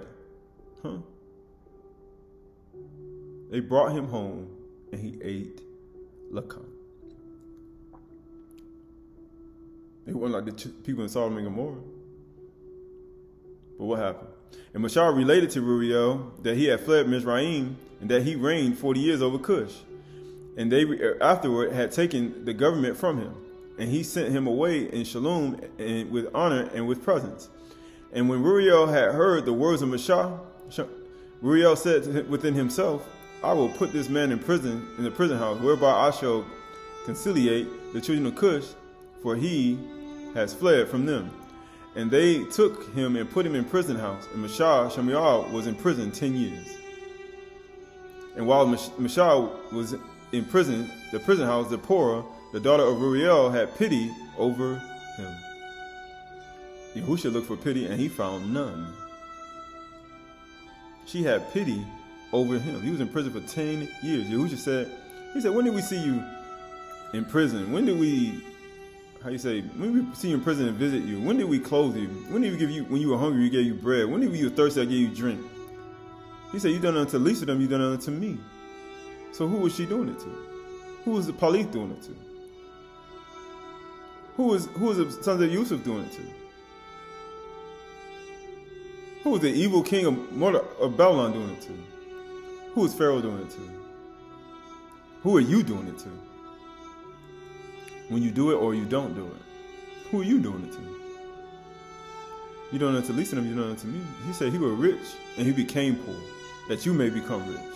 So if you were poor before you met somebody, and then you rich after you met them, or you have way more than what you had, so what just happened? He done it unto the least of them, you done it unto me. Who did that? That's works. And it says, and while Matsah was in prison house, Zipporah, the daughter of Ruel, took pity over him and supported him with bread and water all the time. Same thing they did in Sodom and Gomorrah. Same thing she did. Guess what? He said, how in the world this man is not dead yet? They thought he was going to die in the street. He said, it's you who supported him all this long time. And they burned her in the street. But he said, you done it to all of those, least of them, you done it unto me. Right. So moving toward the end, Oriyah 13:28. And in that place there will be weeping and gnashing of teeth. When you see Abraham, Yitzhak, and Yaakov, and all the Nabi'im in the kingdom of Yahuwah, and you yourselves cast out. He said, Abraham, Yitzhak, and Yaakov, when they saw somebody, they would have compassion on them. When you see these women, they had compassion on people who was in poor and need. You see the brothers of Yusuf, they didn't have compassion. He said, Abraham, Yitzhak, and Yaakov, your fathers, when they saw people who were naked, they clothed them. When they saw them thirsty, they gave them drink. Now you go all the way to Proverbs 31. He said, who can find a virtuous woman? Her price is far above rubies. He said, he will do her husband good and not evil all her life. He said, she bring her bread food from afar. Huh? Yahusha said, I am the bread which come down from Shammai, and Yahuwah brought his food from afar. He said, you done unto the least of them, you done unto me. He said, and guess what he says? When you see yourself in the kingdom with Abraham, Yitzhak, and Yaakov, and the Nabi'im, and you yourselves cast out. And people say, well, how are you going to be cast out? Because of what you do. The rich man who had rich man had the purple garments. He saw the poor brother. He said, man, Father Abraham, let somebody rise from the dead and go tell my 5 brothers, so this won't happen to them. He said, if you don't hear what's written, he said, you won't be persuaded if one rose from the grave. They won't even be persuaded. You got to hear what's written. This is 2 Enoch 63. When man clothes the naked and fills the hungry, he will be filled with the reward of Yahuwah Elohim. He said, when a man clothes the naked and fills the hungry, he will be filled with the reward from Yahuwah Elohim. It says, Proverbs 22:16, whosoever oppresses the poor to increase his wealth, or gives to the rich, will come to poverty. And people wonder why people are in poverty. You're oppressing the poor to increase your wealth. That's what people have done today. That's what people have done in this world today. That's what people have done over 5 decades. That's what generations of families have done. That's why things are, are not, in order. That's why people are in poverty. Because you've been oppressing the poor for thousands of years. It says, Proverbs 28:27, whosoever gives to the poor will not want. You won't come to want. But he who hides his eyes will get many curses. Will get many a curse. You're going to get cursed. Oh, you mean he that despises wisdom and nurture, his works are unprofitable, his wives are foolish, and his children wicked, and his offspring cursed. Because you despise wisdom and nurture. Or you despise his words and you cast them behind your back. Or you mean you despise Yahushua Mashiach. He said you would despise and reject amongst men. And we hid as it was our faces. Just like Yahushua hid his face, his brothers hid his face from him and it was in the pit. They couldn't bear to hear his words and they left and they heard his cry and they didn't even have no pity on the poor man. They forgot the poor man. Proverbs 29:13. The poor man and the oppressor meet together. Yahuwah gives light to the eyes of both. The poor man and the oppressor. You mean the rich people who oppress and rule over the poor, and the poor people all meet together. They all in the same place. And guess what? They despise each other. The oppressor despises the poor still to this day. Sirach 14:3. Riches are not commonly for a niggard.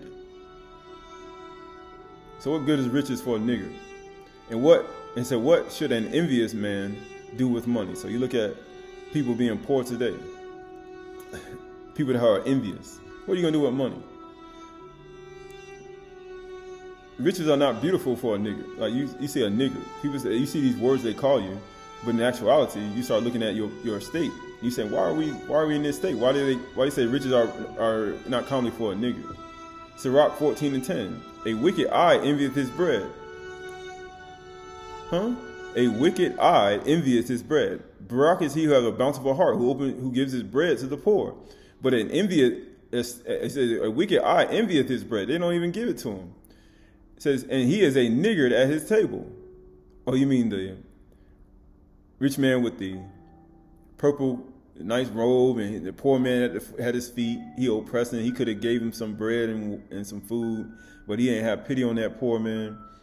But if he done unto least of them, he done unto me. That poor man, that rich man at the table with the purple garments did the same thing to Yahushua when he did not give that poor man who had the dogs lick his sores anything to eat. And he was what they call a niggard. He said, a wicked eye envieth his bread, and he is a niggard at his table. He don't even share. Right, you can look at all these aspects. This is all for man, woman, and child. He don't even share. He said these things are pleasing to Yahuwah. He said, do not neglect to share, for these sacrifices are pleasing to Yahuwah. They don't even share. They envy. They stingy, right? Niggards. What does a niggard mean? Niggard means a stingy, ungenerous person. And people wonder why they're in poverty, why they come to want. Why these curses on us? Because we are, why things happen to people? Because Yahuwah is the maker of the rich and the poor. He can take these things away from you to try you. But he's saying, what? So you can be like him. Sell all you have and give to the poor. So you can become rich and become poor and make somebody else rich, just like me. And then I'll make you rich again. You have treasure in Shamayim. Giving is a part of it. Giving to the poor builds your treasures up in Shamayim.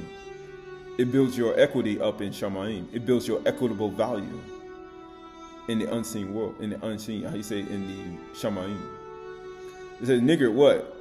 It says another word for niggard is a definition, a selfish person. Selfish, who is unwilling to give or spend. You selfish. Niggard. And people wonder why things are in the state they're in. A nigger. Yahushua said, you done it to Lisa and you done it to me. He said, this poor man cried, and they had no pity. They gave him sour wine. They had all that water. They didn't give him no water. They gave him the most underdeveloped, everything, anything they can give him that was not, pleasing to Yahuwah. They didn't do it. So this is Testament of Zabulon 8:8. You also, my children, have compassion toward every person. Why? Because that's what Abraham did. And he said when they saw somebody naked, they had compassion on him. When they saw somebody have food, they gave him something to eat. When they saw him clothed and naked, they gave him something to drink. Abraham held his gates open. When they came by, he gave him food, he gave all these things, and he gave him silver and gold, and he told them about Yahuwah.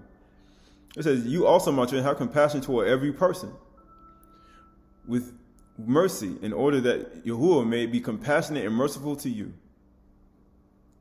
In the last days, Yahuwah will send his compassion on the earth, and whenever he finds compassion and mercy in that person, he will dwell. To the extent that a man has compassion on his neighbor, to the extent that Yahuwah has mercy on him. When he saw me, he was moved with compassion. Whomsoever you see, do not harbor resentment, my children. Love on one another, and do not calculate the wrong done by each other, his brother and sister.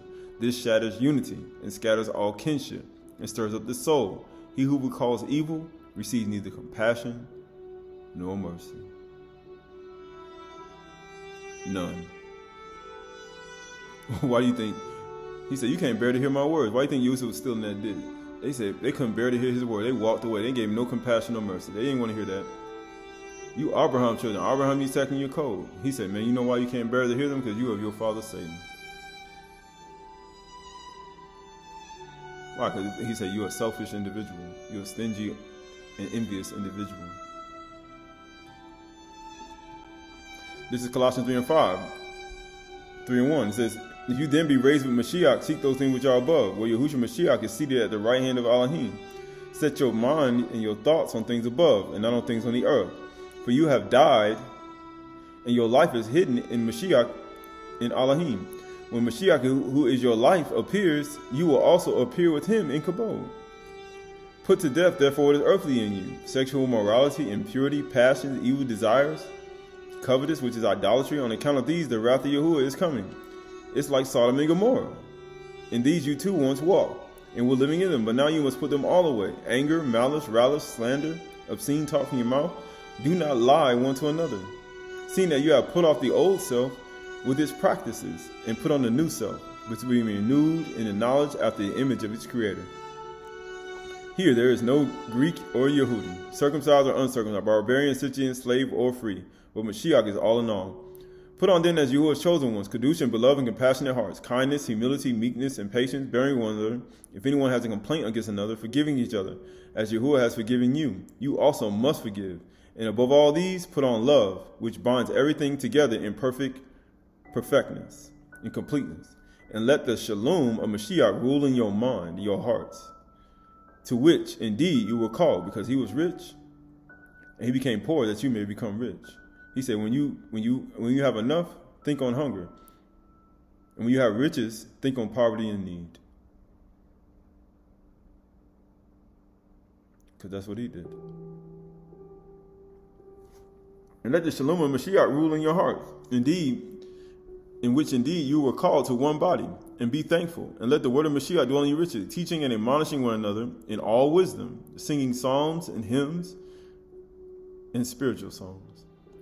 He said, let a righteous man strike me, it'll be oil for my head. Let me not refuse it.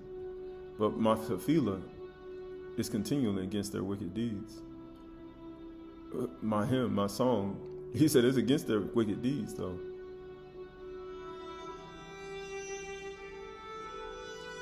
He said, with thankfulness in their hearts. And whatsoever you do, in word or deed, do everything in the name of the Adon Yahusha, giving thanks to him, giving thanks to Yahuwah, the Father, Ab, through him. This is Psalms of David, Dog, 155, 11 QPS, Pseudepigrapha, Volume 2. O Yahuwah, instruct me in your Torah, and teach me your statutes, so many may hear your deeds, and the nations may honor your magnificence. Remember me, and do not forget me, and do not let me enter that which is too difficult for me. Well, how's he going to remember him?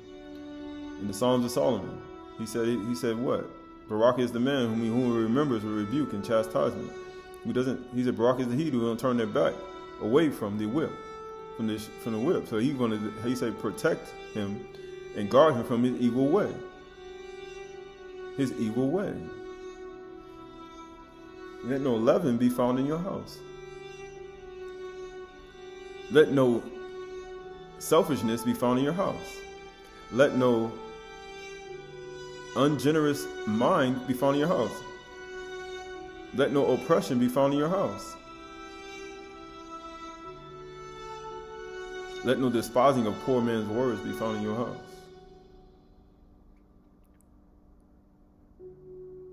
He said, for the righteous continually search out their house for unintentional sins. They continually do it. It's a continual thing. It doesn't stop. They do a yum, shamar, yum. He said, but keep it year to year. And when your children ask you, he said, this is what Yahuwah did for me when he brought me out of Mizraim, out of Ham, out of Sodom and Gomorrah, out of Jerusalem, the city that was just made just like Sodom and Gomorrah. It's good that he actually did it. But if he was there right now, I don't know. But he only did it just so that you can, have a chance. Because had he not done it, you wouldn't have a chance. Right? He said, remember me and do not forget me, and do not let me enter that which is too difficult for me.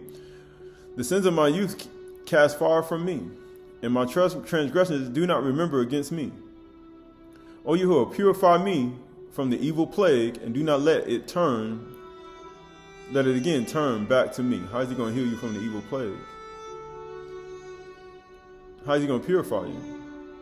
He said, you can't hide your back. You can't turn yourself in the back from the chastisement of Yahuwah. Why? Just like a mother and a father.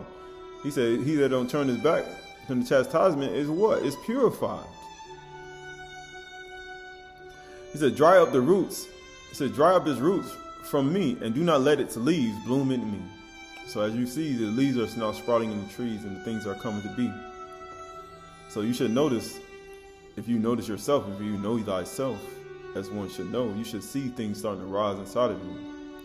That's when he says, casting down all imaginations and thoughts that will try to exalt itself against the knowledge of Yahuwah and his Ben Yahusha. You have to cast it down and bring it to subjection.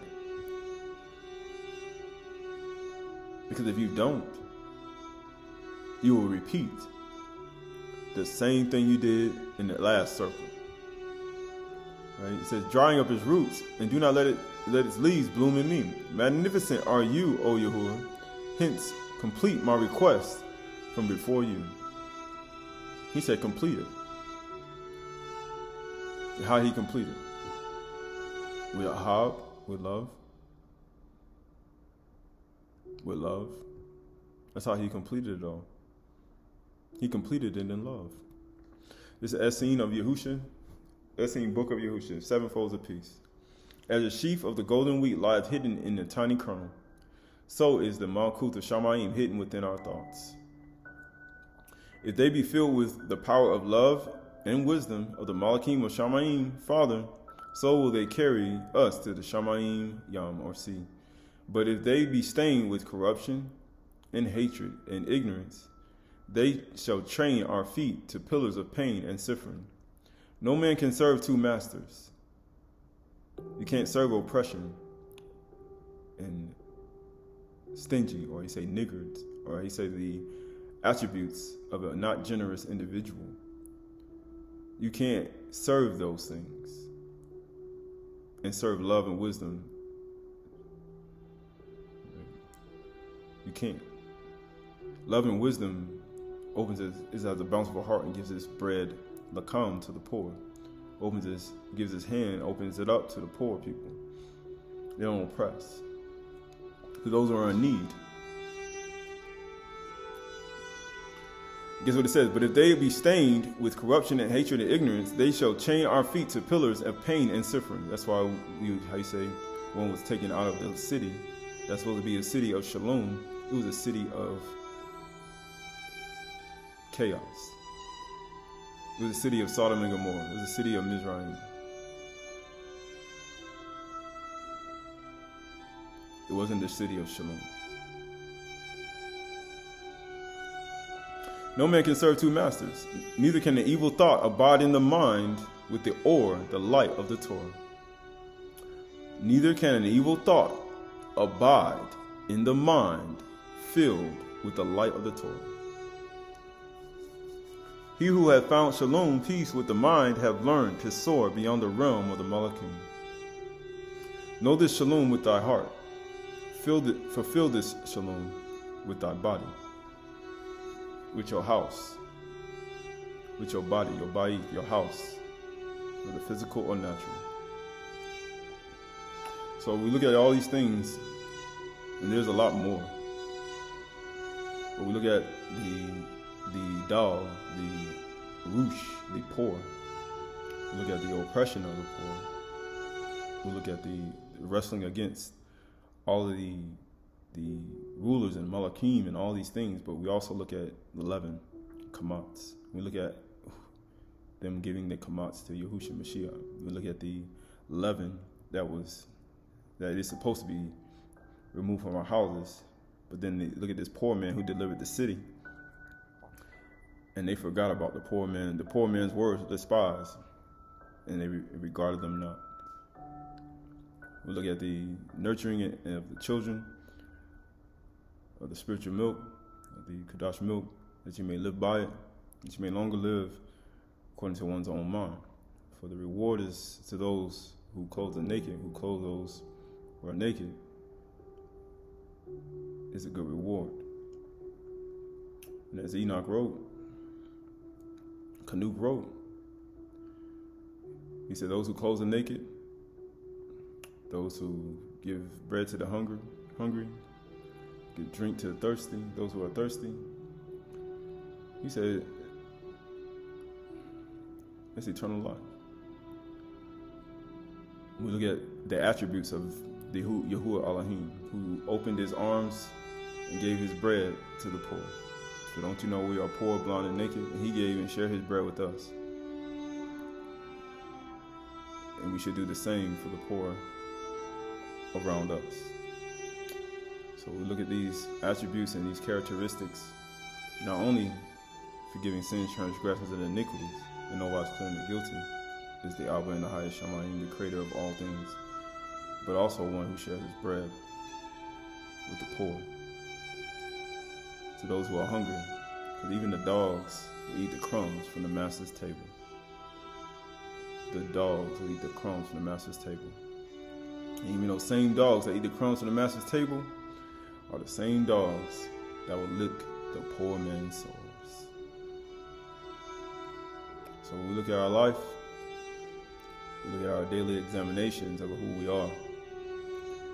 Yahushua says, give to every man who asks you, man, woman, child. For he said, you've done it unto the least of them.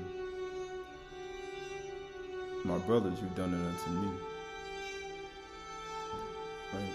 So, the meek shall inherit the earth. The meek shall inherit the earth.